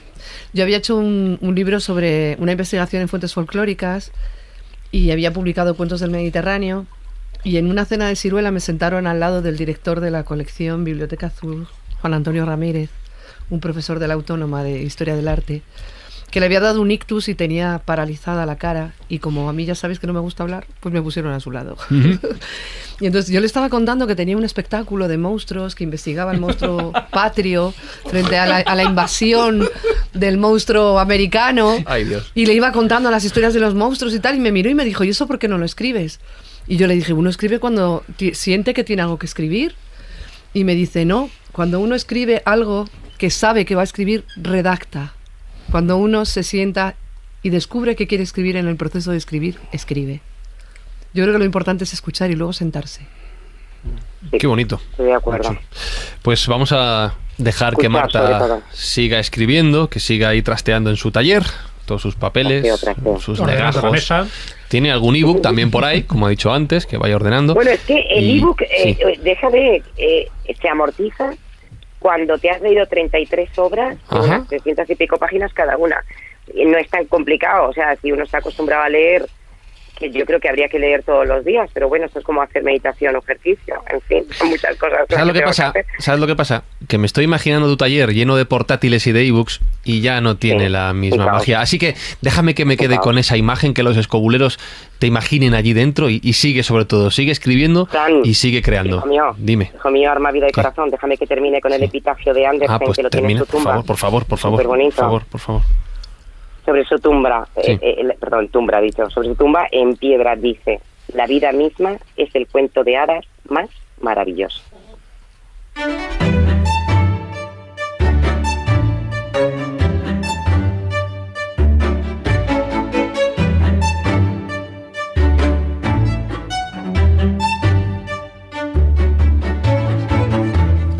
Te he preguntado antes, Ana, cuál fue el primer cuento que te contaron, la primera persona que te contó un cuento, pero me la ha puesto a huevo Marta. ¿Cuál es para ti el cuento más maravilloso que conoces? Bueno, pues cada día cambio, porque hay días que me levanto poseída por un cuento y hay otros días que me levanto poseída por otros cuentos. Ahora estoy a punto de publicar una versión de La Rata que recogí y en un recopilador de las Islas Baleares que se llama Mossèn Josep Maria Alcover, que recogí una versión de La Rata. La Rata nunca fue presumida, la volvieron presumida las monjas. Porque en 1850 en Torno sucedió lo del Ali Moyano, que generalizó la enseñanza, y en ese momento se secularizó la enseñanza en Francia. Vinieron todas así a montar colegio aquí y a educar señoritas. Nos educaban en ser buenas esposas. Y para eso había que ser casta y no presumir. Y entonces volvieron a La Rata presumida. Ellas venían imbuidas del romanticismo alemán y tomaron todos los cuentos tradicionales y los romances y los convirtieron en canciones que se cantaban en los patios de recreo o en cuentos que usaban. Y en ese momento convirtieron a La Rata en presumida. Pero La Rata jamás fue presumida. A las mujeres no se nos comen por ser presumidas, eso es mentira. A las mujeres se nos comen porque elegimos mal. Y ese era uno de esos cuentos, de esta estirpe de cuentos que se le cuentan a las chicas para que no olviden que es importante elegir bien quién te acompaña en la vida. Y ese yo creo que es el cuento más maravilloso, últimamente. Totalmente de acuerdo contigo. ¿Verdad? Te ha preguntado Fran sobre tu cuento maravilloso, el que te marca, y tú lo has dicho, pero si te preguntara por el cuento más antiguo del que tienes constancia. ¿El cuento más antiguo? Pues yo creo que hablar de la antigüedad de los cuentos es una cosa... porque yo recogí un cuento en Ciudad Real, Arbolica del Arbolicar, tira tu melena y subiré allá. Es una Rapunzel, pero es una Rapunzel de la Mancha Manchega. Y que en la Mancha Manchega nadie se llama Rapunzel. Entonces esta se llama Arbolica del Arbolicar. Y es una mujer que vive en un árbol. Y tiene como toda esa connotación un poco así como ancestral, ¿no? Sin embargo, fíjate, ahora que te estaba contando eso, pienso que los cuentos más antiguos que he escuchado los he escuchado en Camerún, ahora mismo, de la población vaca. Que esos sí que son cuentos antiguos. Y además todo su pensamiento es un pensamiento mágico y mitológico, es una cosa increíble. Ellos creen que nosotros los blancos vivimos en el cielo, con Kumba, su dios. Porque como les contamos que venimos en avión y los aviones vienen del cielo, les contamos que venimos volando, pues piensan que vivimos en el cielo y que entonces el avión va del cielo a Camerún y Camerún a cielo. Entonces fíjate si eso es pensamiento mítico y mágico. Y su relación con los animales, escuchando antes al compañero, es increíble porque para ellos los animales son hermanos, son vaca también, que Kumba convirtió en animales porque eran muy ruidosos o porque cometían algunos pecadillos como ser muy golosos o como llevarse las cosas del resto de los vaca, pero ellos creen que los animales son vaca, convertidos en animales. Fíjate que un profesor que se llama Jenny Tabarani, que hizo una investigación sobre los orígenes de las tradiciones indoeuropeas, es que has citado uno de los dos cuentos que él cita, que son en concreto Rapunzel y La Bella y la Bestia, que es una variante, un juego simbólico, tienen como mínimo 5.000 años de antigüedad. Y posiblemente la Cenicienta. De la Cenicienta se ha hecho muchísimas versiones. Sí, pero es curioso que la tradición indoeuropea, que la arrastró tanto hacia la India, hacia el norte de la India, como hacia Europa, hizo variantes de una especie de cuentos que simbólicamente representaban dos elementos distintos que se mantuvieron durante milenios de una manera bastante... Pero fíjate, es que has citado Rapunzel, es que es curioso, es un cuento viejísimo en el mundo europeo. Vladimir Prop habla de Rapunzel también y dice que esta costumbre de encerrar a las niñas no es machista, porque... se protegía a los dioses y a los reyes que tenían origen divino, guardándolos en una torre de los efluvios peligrosos, era una forma de protegerlos. Es una cosa increíble, increíble. Yo estuve en La Guajira, en Colombia, en el desierto con las guayús, y a las guayús, antiguamente no, hace no tantos años, las encerraban cuando tenían la primera menstruación en la casa del encierro, y las tenían encerradas 7 años. Solamente salían por la noche y las visitaban las madres y las tías. Y yo pensé, qué barbaridad. Pero claro, ahora esa costumbre ha decaído y tienen con 22 años, tienen 5 hijos, no tienen oficio y muchas se dedican a la prostitución. Porque aprendían a callar como nuestra madre la araña y a tejer como nuestra madre la araña. Y para ellas, caminar es un acto simbólico. Yo llegué al desierto, me dieron un vaso de agua, que es como lo más valioso que te pueden dar en un desierto, pero un agua terrosa que yo miré y dije, si me bebo esto me muero. Y cuando no me veían, tiraba así el agua por encima del hombro y pregunté, ¿y de dónde traen el agua? De un pozo. ¿Y dónde está el pozo? A 11 kilómetros. ¿Y con qué van al pozo? Y me enseñaron unas vasijas enanas. Y yo, mentalidad europea, dije, ¿y por qué no llevan una vasija más grande y así van menos veces? Rentabilidad. Y me miraron y me dijeron, nosotras cuando caminamos hacemos lo mismo que nuestra madre la araña. Tejemos una tela que proteja a nuestra madre en la tierra. Y si caminamos menos, nuestra tierra está menos protegida. Ellas devienen hermanas de las mujeres con las que caminan. O sea, no hay sororidad mayor que la de esas mujeres. Y de hecho, cuando me iba de la última ranchería, una mujer me abrazó y me dijo, muchas gracias por haber venido a tejer con sus pasos y nuestros pasos una tela que proteja a nuestra madre en la tierra. Entonces, para ellas caminar es un acto ritual. Callar y tejer también, que es lo que hace la araña. Entonces, este encierro es una costumbre que realmente, como en la Rapunzel, las protegía. Pero visto desde ojos occidentales nos parece una barbaridad. Que seguramente, o sea, también habría que preguntarles si ellas quieren ser protegidas de esa manera. Pero ahora mismo no hay nada que las proteja. Les han quitado una tradición que las protegía y no hay nada que las proteja. Entonces, es muy importante no juzgar con ojos europeos a veces. ¿Tú crees, Ana, que la distancia más corta que hay entre el hombre y la verdad es un cuento? Pues sí, seguramente, y sobre todo porque los cuentos hablan de la verdad.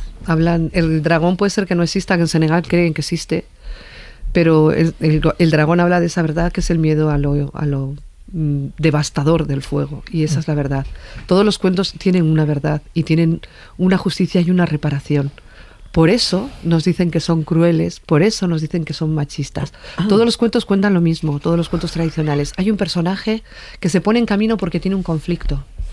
Y en el camino se encuentra con el otro, el donante, que llamaría Vladimir. Y con retos. Claro.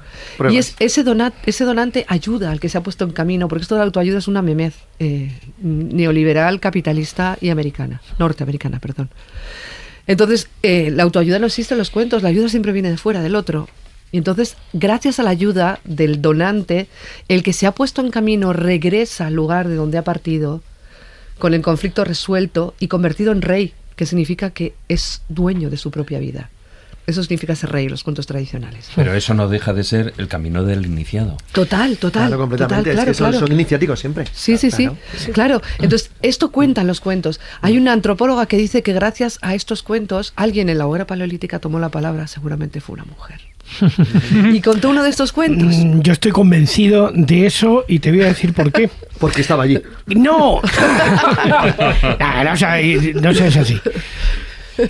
Por una razón que tanto Carlos como Jesús como David la conocen bien. Tú no tanto. No, yo no sé nada. Es un millennial, ¿sabes? Y es que nosotros solemos ir todos los años en una festividad que celebramos para, digamos, rendir homenaje a quien fue nuestro primer mentor, a un sitio que le llaman el Bosque de Cebrián. Pues yo también he estado.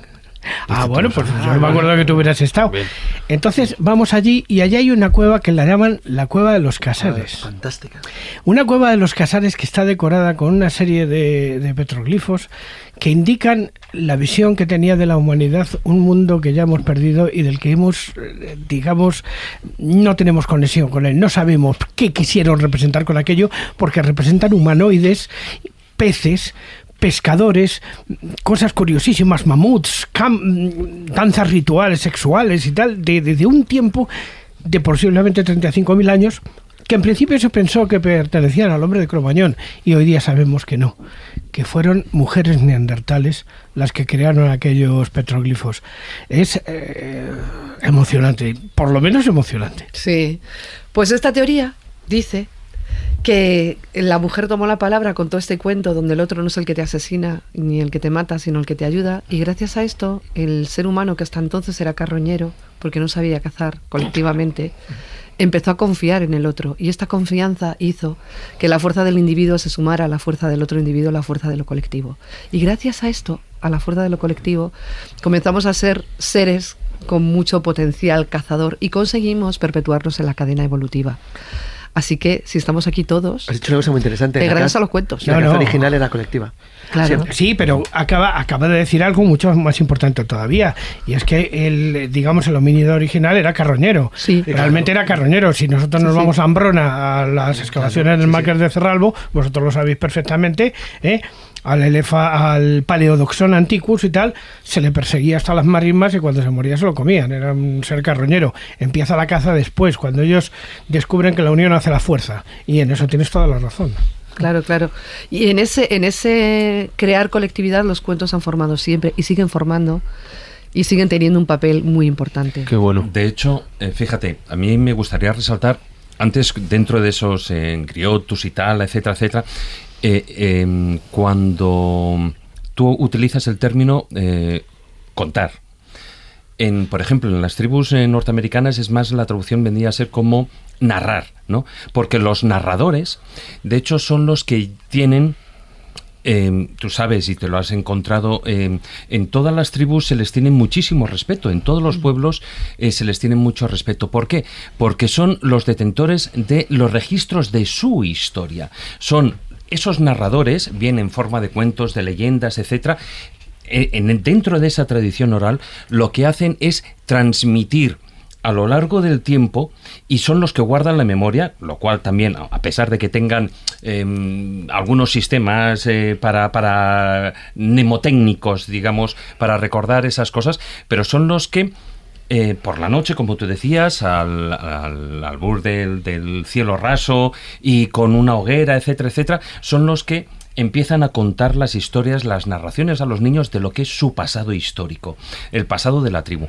Que sí, como decía, de esas referencias mnemohistóricas que pueden ser, bueno, pues utilizar la piel de un bisonte, por ejemplo, que allí utilizan, ¿no? O también que hacen marcas en los palos, ¿no? O que utilizan cinturones de conchas, ¿no? Para resaltar ciertas épocas, porque cada año ellos hacen, digamos, marcan o hacen un dibujo, como no tienen esa escritura como tal, esa lengua escrita, marcan lo que para ellos, en forma representativa de un dibujo, lo que ha sido más importante del año en la tribu, ¿no? O en ese pueblo.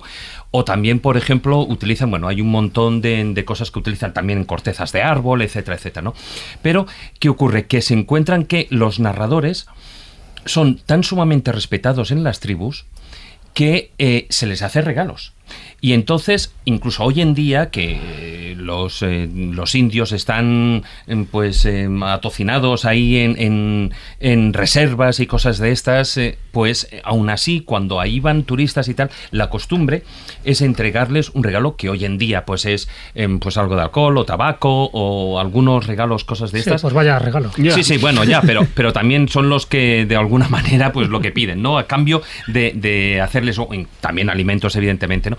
Y a mí hay una cosa que cuando leía sobre el tema de estas costumbres de los pueblos de Norteamérica me hacía mucha gracia, porque eran, por ejemplo, algunas veces para que les pedían a los oyentes que se tumbaran en el suelo y que miraran al cielo.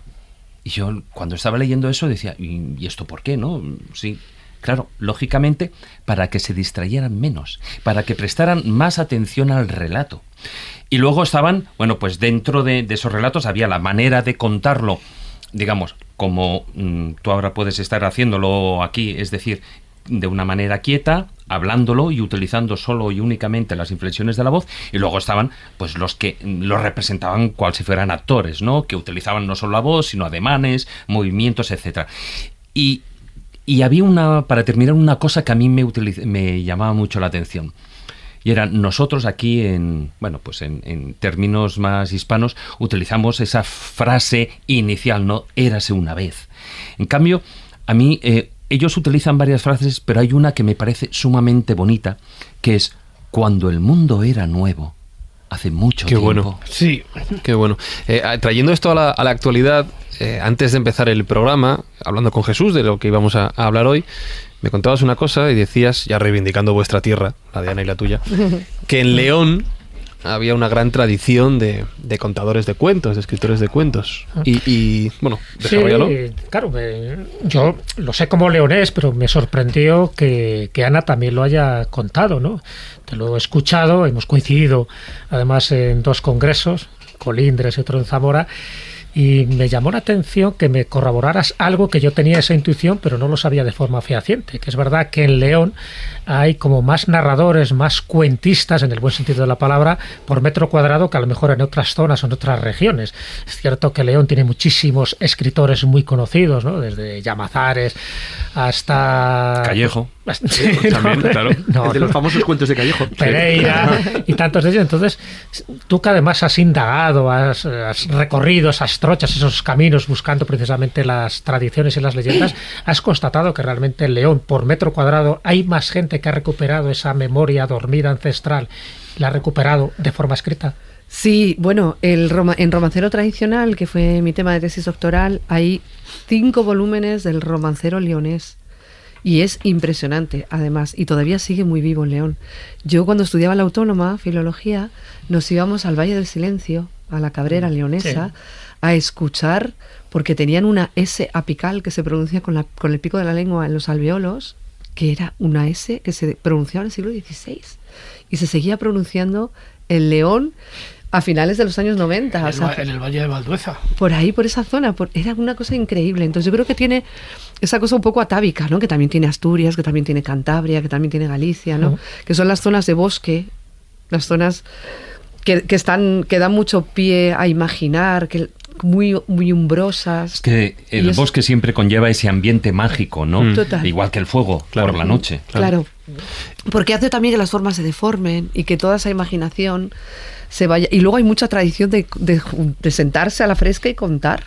Y contar cuentos, y contar historias, y contar las historias del pueblo, y contar la historia de aquel vecino, que son historias que a veces se mezclan la realidad con lo legendario y que a veces se tiñen. A mí me contaron la historia de un tipo que escapó de la Guardia Civil escondido debajo de una piel de oveja. Entonces, hay toda esta cosa, ¿no? Una oveja grande. Claro. ¿Sabes Claro. lo que le he respondido Ovejón. Lo que le he respondido a Jesús cuando me ha contado esta teoría sobre la alta densidad de narradores de historias en León? Le he contado que yo en los años que llevo en radio me llama la atención mucho la cantidad de compañeros que son de la provincia de León, lo cual lógicamente asocio a la figura... Que no es la más poblada de España. Que no es la más poblada de España. Lo cual asocio lógicamente, invariablemente, a la figura de Luis del Olmo, que ha sido uno de los grandes contadores de historias en el siglo XX en España. Con lo cual, la pregunta que te quiero hacer a raíz de esto es, Hoy en día sigue estando tan valorado, como decía David, tan respetado el arte de contar historias, a pesar de que estamos en una sociedad cada vez con más pantallas, con más reclamos, con más distracciones. ¿La oralidad sigue tan presente? Bueno, la oralidad sigue tan presente que ahora mismo están desembarcando Amazon y Spotify con la gran revolución en el mundo de la lectura, que son los audiolibros. Si lo oral no está de moda, imagina. Oye, y de hecho yo creo que hay una cosa ahí... Y el podcast. Añade Podium Podcast. Añádelo. También. Aprovecho para recordar que han estrenado una aplicación nueva muy chula, que la podéis descargar y así quedamos todos bien.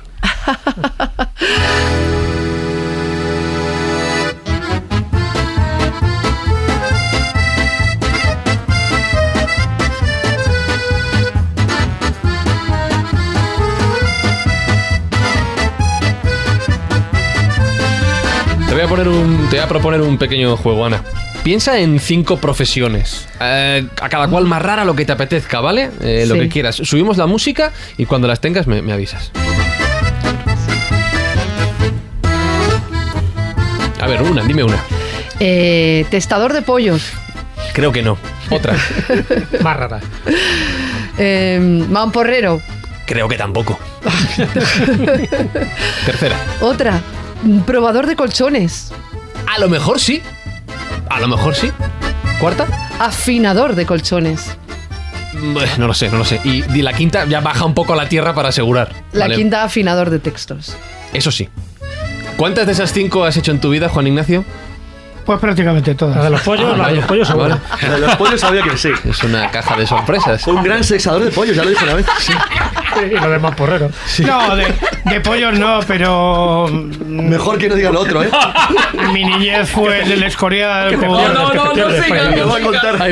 Con las cabras. No lo voy a contar. Sexador de cabras. No sigas con las cabras. ¿Cuál es tu profesión, Ana? ¿Cómo te defines tú?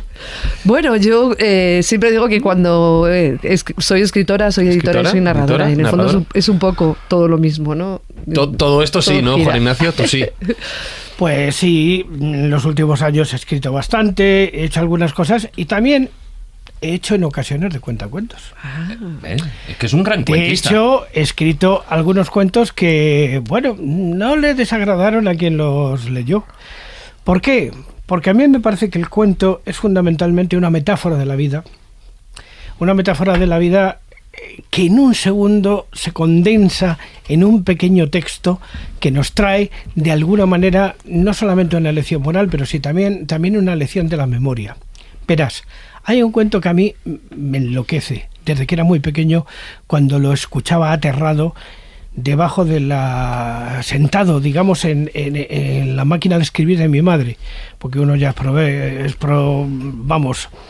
es ya una persona de una cierta edad, No vayas por ahí, que Carlos aprovecha. Hombre, es que lo pone a huevo.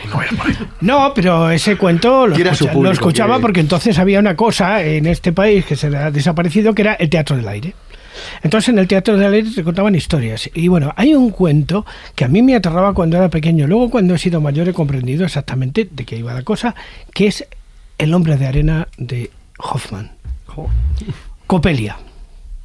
La historia del autómata del que un hombre se enamora y cuando descubre que es un autómata, no es la mujer que amaba, se termina suicidando. Aquello, cuando eras pequeño, era terrorífico. Visto desde nuestra altura de hoy, quizá tendría otra lectura completamente distinta. Es, quizá, no persigas imposibles. De alguna manera. Ahora, leer a Ernesto de Amadeus Hoffman de pequeños para quedar traumatizado. No, yo no lo leía, lo ponían en el Teatro del Aire. Además, era un grupo de actores en aquella época que eran los actores de teatro, de radiodifusión, que han desaparecido prácticamente, pero que eran gente que hacía cosas verdaderamente importantes. Tú podías escuchar la historia de Sigfrido en aquellos tiempos. Era verdaderamente fabuloso. Pero bueno. Habrás observado, Ana, que Juan Ignacio también es guitarrista. Ya veo, ya. Ha sacado la guitarra. Porque lleva una guitarra. Sí. Es un detalle para que no lo ve. Pequeño. Sí. No es un violín grande. Se ha escuchado antes. Bueno, porque de mi etapa, digamos, de maestro consorte, he recuperado uno de los cuentos que contaba mi mujer a sus niños, que me parece tan delicioso y tan bonito, que he decidido ponerle entre música y no música. Pero bueno, es así. Veréis, es la historia de un duende.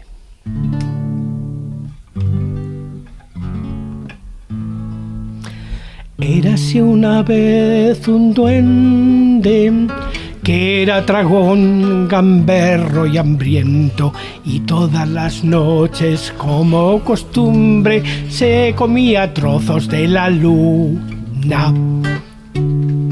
Y los niños decían: ¿por qué la luna desaparece? Además desaparece a trocitos. ¿Y por qué? Pues muy sencillo, porque es el duende que se la va comiendo un poquito cada vez. Y cuando la luna desaparecía y decían que era nueva, alguien decía: duende, te la has comido.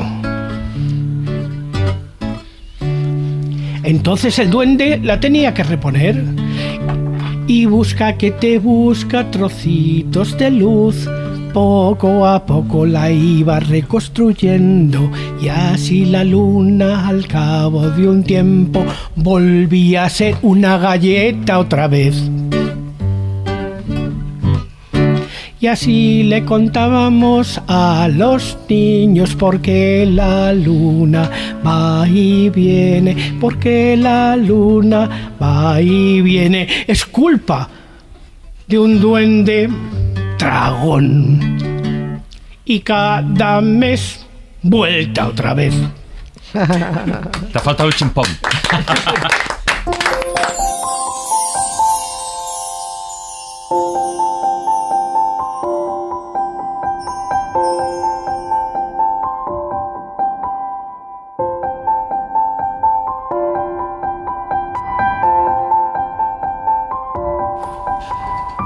Ayúdame a recopilar nombres que habéis mencionado. Jesús, juglar, lo habéis dicho. Juan Ignacio podía ser ahora mismo perfectamente un trovador, trovador, bate, griot, bardo, griot, sí. Chansonnier, ajá, ministril, ajá, poeta, madre, griot y sí. tusitala. ¿Qué es un tusitala? Tusitala, fíjate, a mí algunas veces me lo han llamado, pero igual que yo creo que Ana. Tusitala significa contador de cuentos, contador de historias. Y el nombre se lo pusieron a Robert Louis Stevenson, ¿sabes? Que es uno de mis autores favoritos, el autor del extraño caso de Dr. Jekyll y Mr. Hyde, La isla del tesoro, de Secuestrado, de Flecha Negra, etcétera, etcétera. Bueno, en la última etapa de su vida él padecía una tuberculosis galopante, entonces fue en busca de remedio y de cura, y le habían dicho que los mares del sur, el clima, la atmósfera, pues le podía ayudar.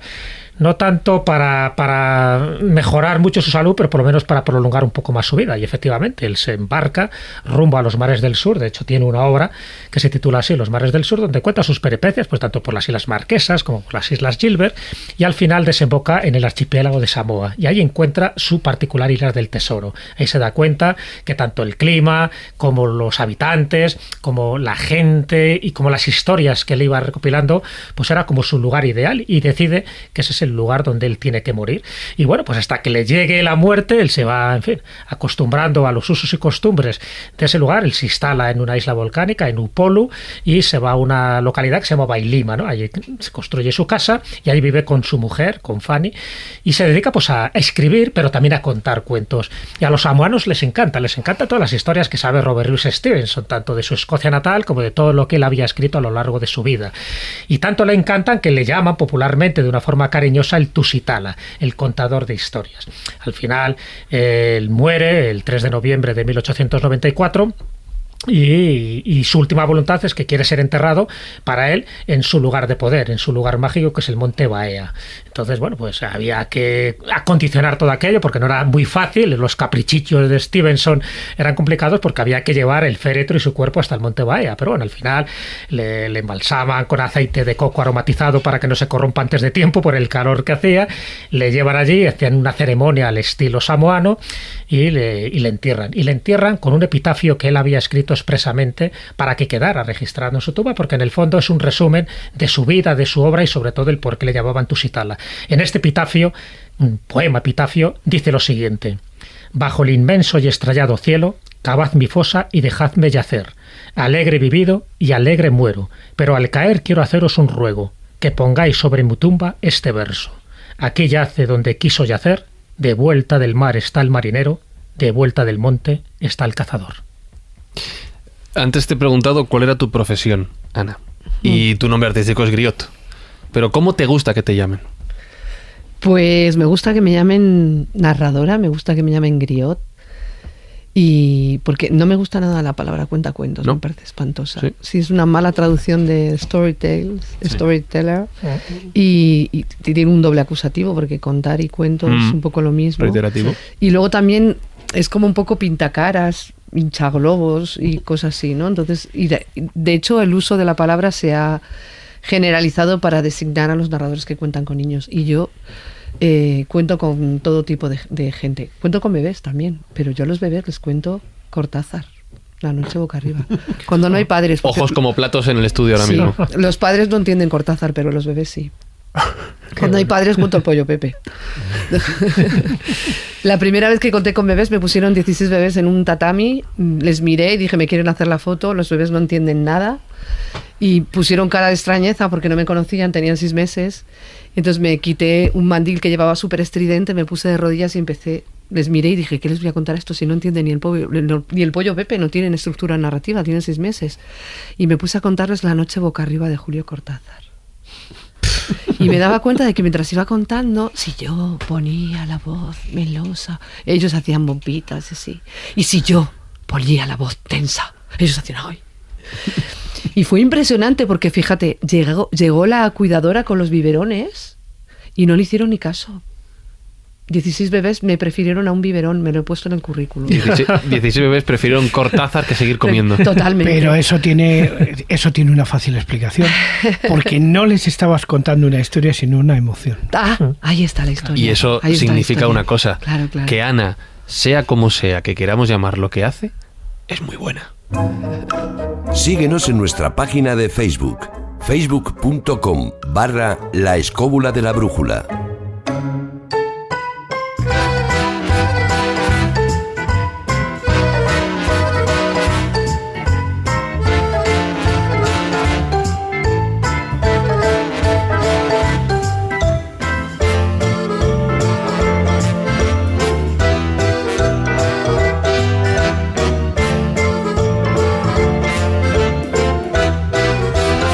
Se me ha olvidado contarte una cosita, y es que llega el momento de recomendar, ¿vale? Pero a los invitados les suelo dejar para el final para que puedan pensar. Es el momento de recomendar alguna obra, algún cuento si quieres, algún libro de cuentos, lo que te apetezca, para que los escobuleros puedan seguir profundizando en el tema del que hemos hablado hoy. Así que mientras los compañeros recomiendan, ¿piensas una? ¿Vale? Genial. Carlos. Pues como hay que recomendar cuentos, pues mira, he elegido una pasada de cuentos. El Llano en llamas, de Juan Rulfo. Bueno, es más que un cuento, ¿eh? Solo con el de Juan Ignacio ya impresionante. Queda. Por alusiones, Juan Ignacio. Hombre, es que ha elegido uno de los grandes cuentos de la historia del realismo mágico. Juan Rulfo escribe no solamente El Llano en llamas, sino también escribe Pedro Páramo. Pero El Llano en llamas es... Una cosa espectacular. Mi libro es mucho más sencillo. Es El arte de contar cuentos de J.C., que no sé lo que significa, Brien, que lo he tenido siempre en mi casa. Nunca he sabido lo que era J.C., pero... Pues Jesús Callejo. No, GC. Vale. Y pues, este libro Callejo. A mí me enseñó en su día a iniciarme en el arte de relatar historias, de contar mi vida y tal. De hecho, me llamaban el Historias de pequeño. David. Bueno, pues también va un poquitín en esa línea, porque si bien hemos estado hablando también, sobre todo, de cuentos para mayores, pero sin lugar a dudas, los cuentos son una manera muy completa, es como un curso completo para enseñarles a los niños lo que es la vida. Y hay que saber también contar los cuentos, y no solo contarlos, sino también inventarlos, porque muchas veces, y todos aquellos que tenéis niños, pues evidentemente habéis pasado por ese momento del niño que si se duerme o no se duerme y te empiezas a inventar un cuento. Bueno, pues para eso también hay un libro que es Cómo contar un cuento e inventarse cientos, de Paola Santagostino.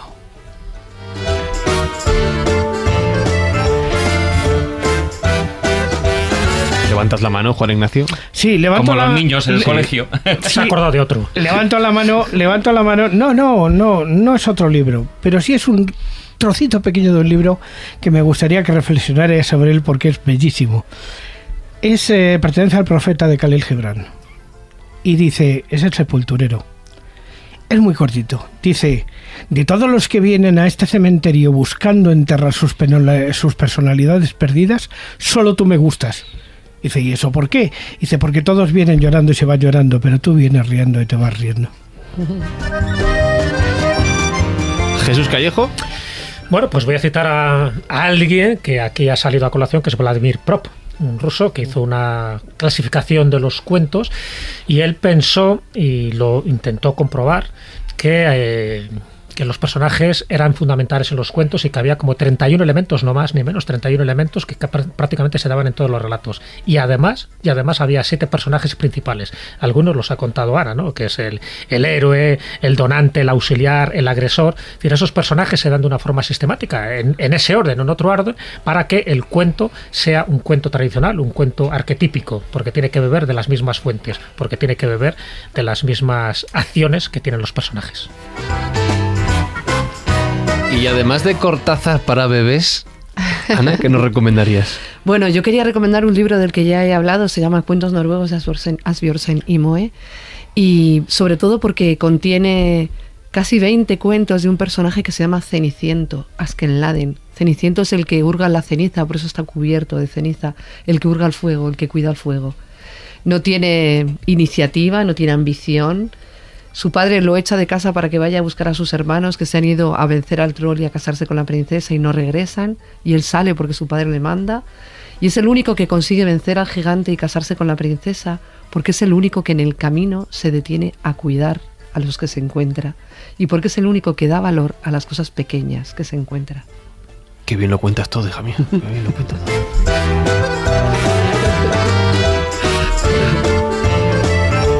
Para mí que hablo así tan rápido que bien vocaliza. Joder. Sí, es tremendo, es tremendo. Bueno, y hablando pone comas hablando. No, es brutal, es brutal. Hablando de recomendar, llega el momento de ampliar filmografía con Pepa Llausas. Antes mencionabas Canadá, y es que Pepa Llausas nos manda cada semana una recomendación desde Vancouver, y lo hace también a través de su podcast y su canal de YouTube, Las Musas No Avisan. Hoy va de cuentos. A ver qué nos trae.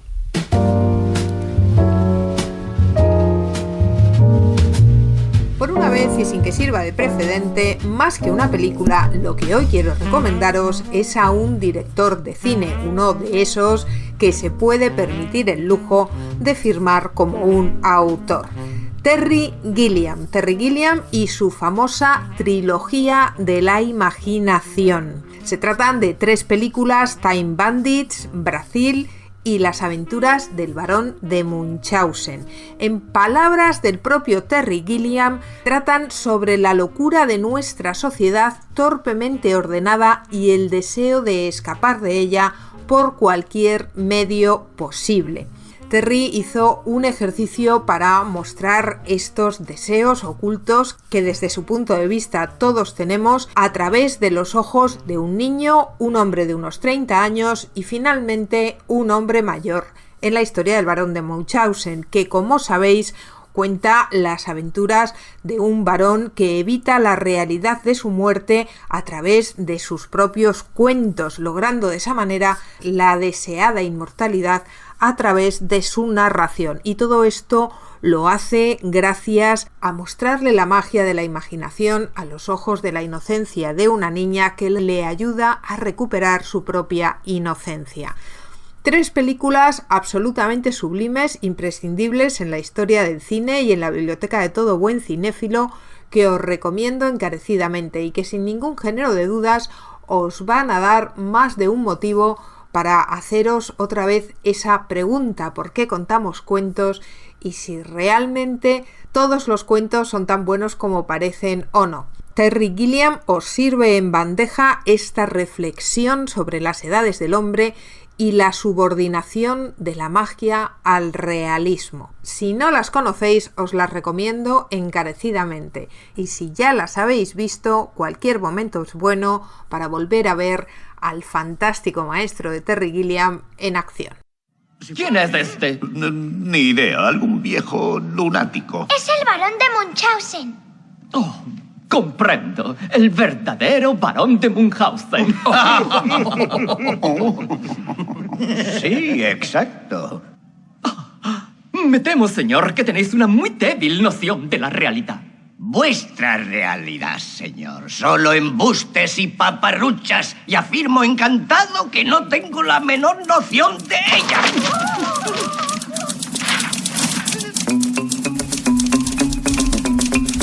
Canales escuchaba esto y decía, sí. Estamos ahí muy atentos. ¿Estás tú ok? David y ¿Estás yo. tú ok? ¿Sí? ¿Recomendáis? Sí, siempre. Sí. Pues ya está lo dicho. Gracias, Pepa. Ya sabéis que la tenéis en su podcast y en su canal de YouTube, Las Musas No Avisan.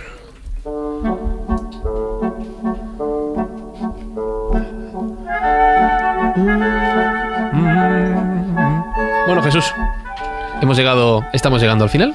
Por eso estamos bailando. Por eso estamos bailando todos nos movemos de lado a lado. Y eso que no es año nuevo, ¿eh? Me podías haber pusto el más el automata de Acaba de entrar Juan Ignacio también. Tienes que bailar los cuentos de Hoffman. Sube la música. Hay que bailar, Juan Ignacio. ¿La balada? Que contamos cuento. Baila bien el vals, acaba de vestir de usar Juan Ignacio, está aquí. Contamos cuento o no contamos cuento. Hay que contar cuento, pero está claro que teniendo aquí una narradora excelente, y yo creo que lo habéis demostrado todo, que pronuncia hasta los acentos. Y las comas. Puntos. Pues cedo, por supuesto, mi sección a Ana Griot, para que nos haga de Griot y para que nos elija un cuento. Lo que no sé es qué cuento nos va a elegir y qué motivo y qué finalidad y qué moraleja tendrá. Voy a contar un cuento de León, de la montaña leonesa. Muy bien. Uno de esos cuentos que contaban las mujeres a los filandones, que se llama La mujer loba.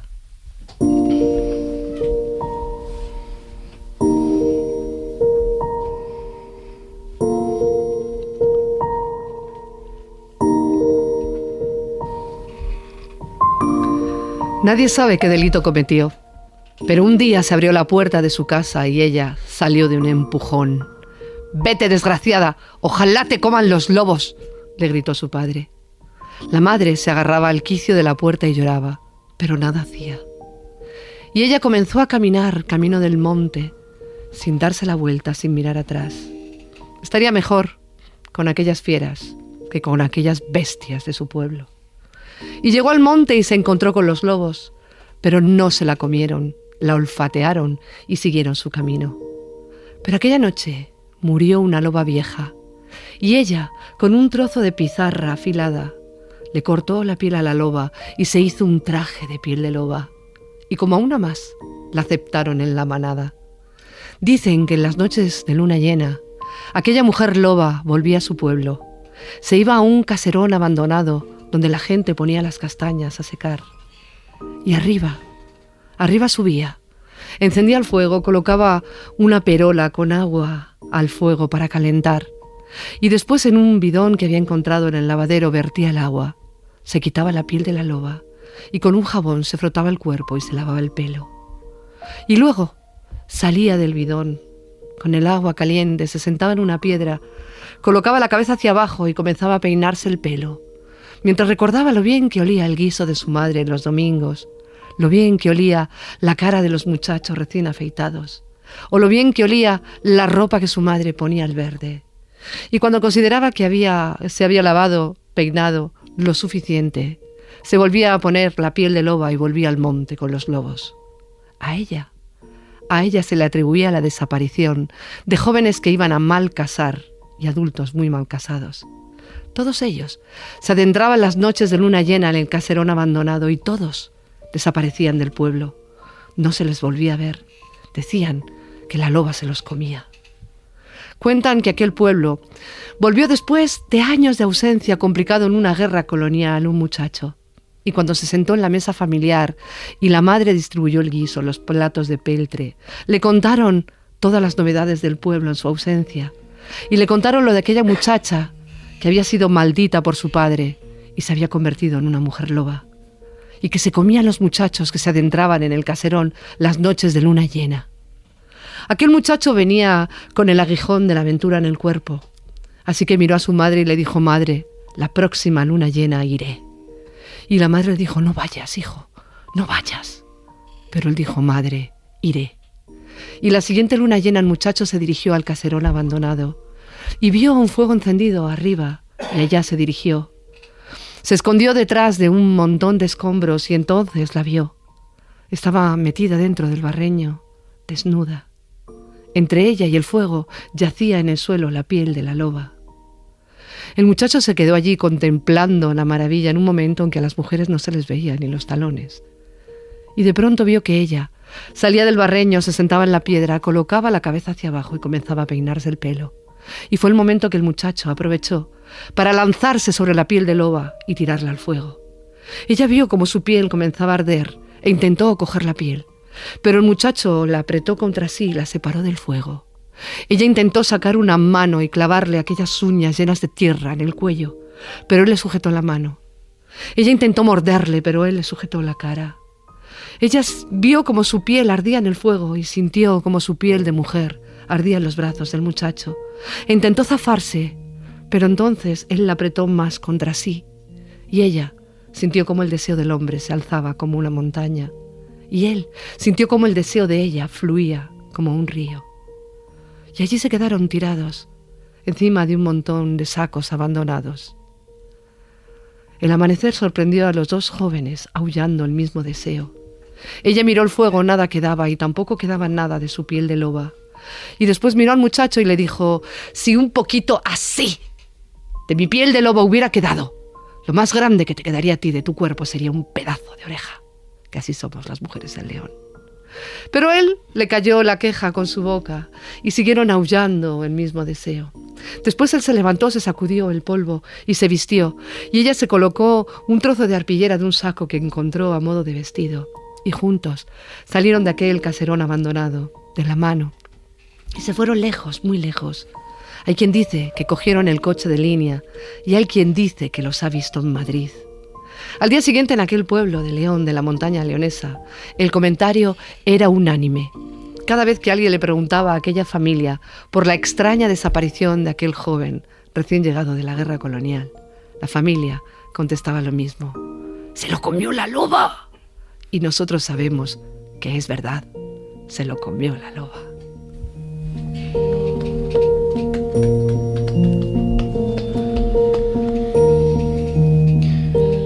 Mientras te aplauden desde el otro lado de la pecera, estaba pensando: este es el cuento picantón que dejaste a medias en la residencia de ancianos, ¿verdad? Bueno, este no es muy picantón, ¿no? ¿Puedes repetir la parte del deseo, las palabras que has dicho de la montaña y el río? Ella sintió que el deseo de él se alzaba como una montaña y él sintió que el deseo de ella fluía como un río. Ha dicho montaña, no volcán. Ya. Qué bárbaro. Qué precisiones. Qué bárbaro. Qué poeta. Va a ser verdad que los cuentos son para mayores. Sí, bueno, este cuento se contaba en los filandones y los niños estaban y entendían lo que podían. Antes ha dicho David una cosa que también me ha hecho pensar mucho, que es una cosa que no hago muy a menudo, te lo tengo que reconocer, y es la tradición de contar cuentos a niños. Este podcast se publica los viernes, se suele escuchar más en fin de semana. Estoy pensando en el momento en el que muchos escobuleros que sean padres llegan a casa entre semana, cansados, un poco ya hastiados del día, con no mucha gana de lío, ¿no? ¿Y cuál es la tentación que muchos padres tienen hoy en día? Pues mira, niño, ponte a jugar a la consola, cógete la Play, el iPad, ponte a ver la tele, no me des la lata. ¿Por qué en este mundo en el que tan sencillo es distraerse deberíamos seguir contando cuentos a los más pequeños antes de dormir?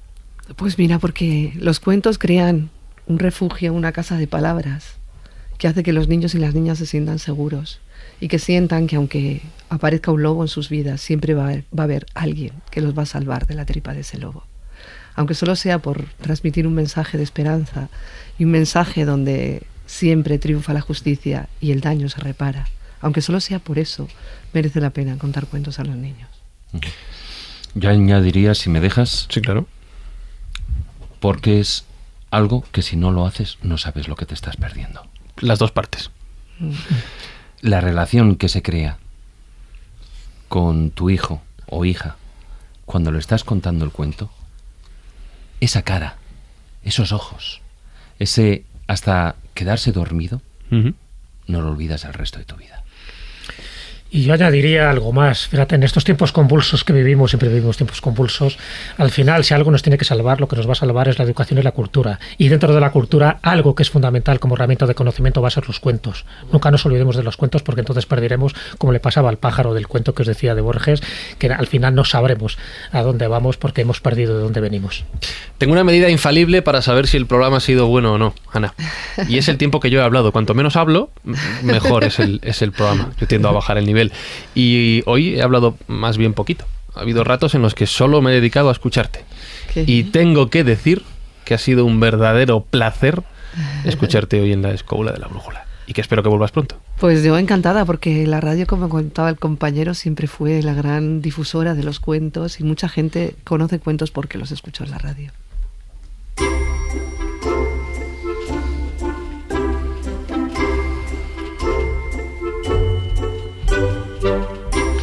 Pues érase una vez unos escobuleros que se disponían a terminar el programa y a acabarlo en su sitio preferido, el OVNI. Y allá que vamos, Carlos Canales, ¿no? Pero ahí que vamos, ¿no? Sí, el final de este cuento siempre... mejor que un platillo volante para estar en un sitio ahí. ¿Verdad que sí, Juan Ignacio? Sí, y una última idea para que os la llevéis a la cama esta noche. El hombre siempre ha necesitado contar cuentos desde su más tierna infancia como ser humano, porque gracias a eso tenían contenido los largos periodos en los que no podía hacer nada. Todas las pinturas rupestres, todo el arte rupestre no deja de ser un cuento. Hasta el cuento que viene, David Sentinella. Eso, cuando el mundo era nuevo. ¿Cómo era Tusitala? Tusitala Callejo. Muchísimas gracias una semana más. Pues nada, cogemos nuestra turboescóbula, nos vamos al OVNI, pero por supuesto nos vamos a asegurar que va Ana Griot con nosotros, porque todavía tiene muchos más cuentos en el zurrón. Pablo Isasa en la producción junto a Jesús Blanquiño. Coque Peinado a los mandos técnicos y un servidor, este pequeño duende, este narrador, Fran Izuzquiza, que se despide deseándoos lo mejor. Y la semana que viene nos volvemos a juntar aquí en la Escóbula de la Brújula. ¡Chao!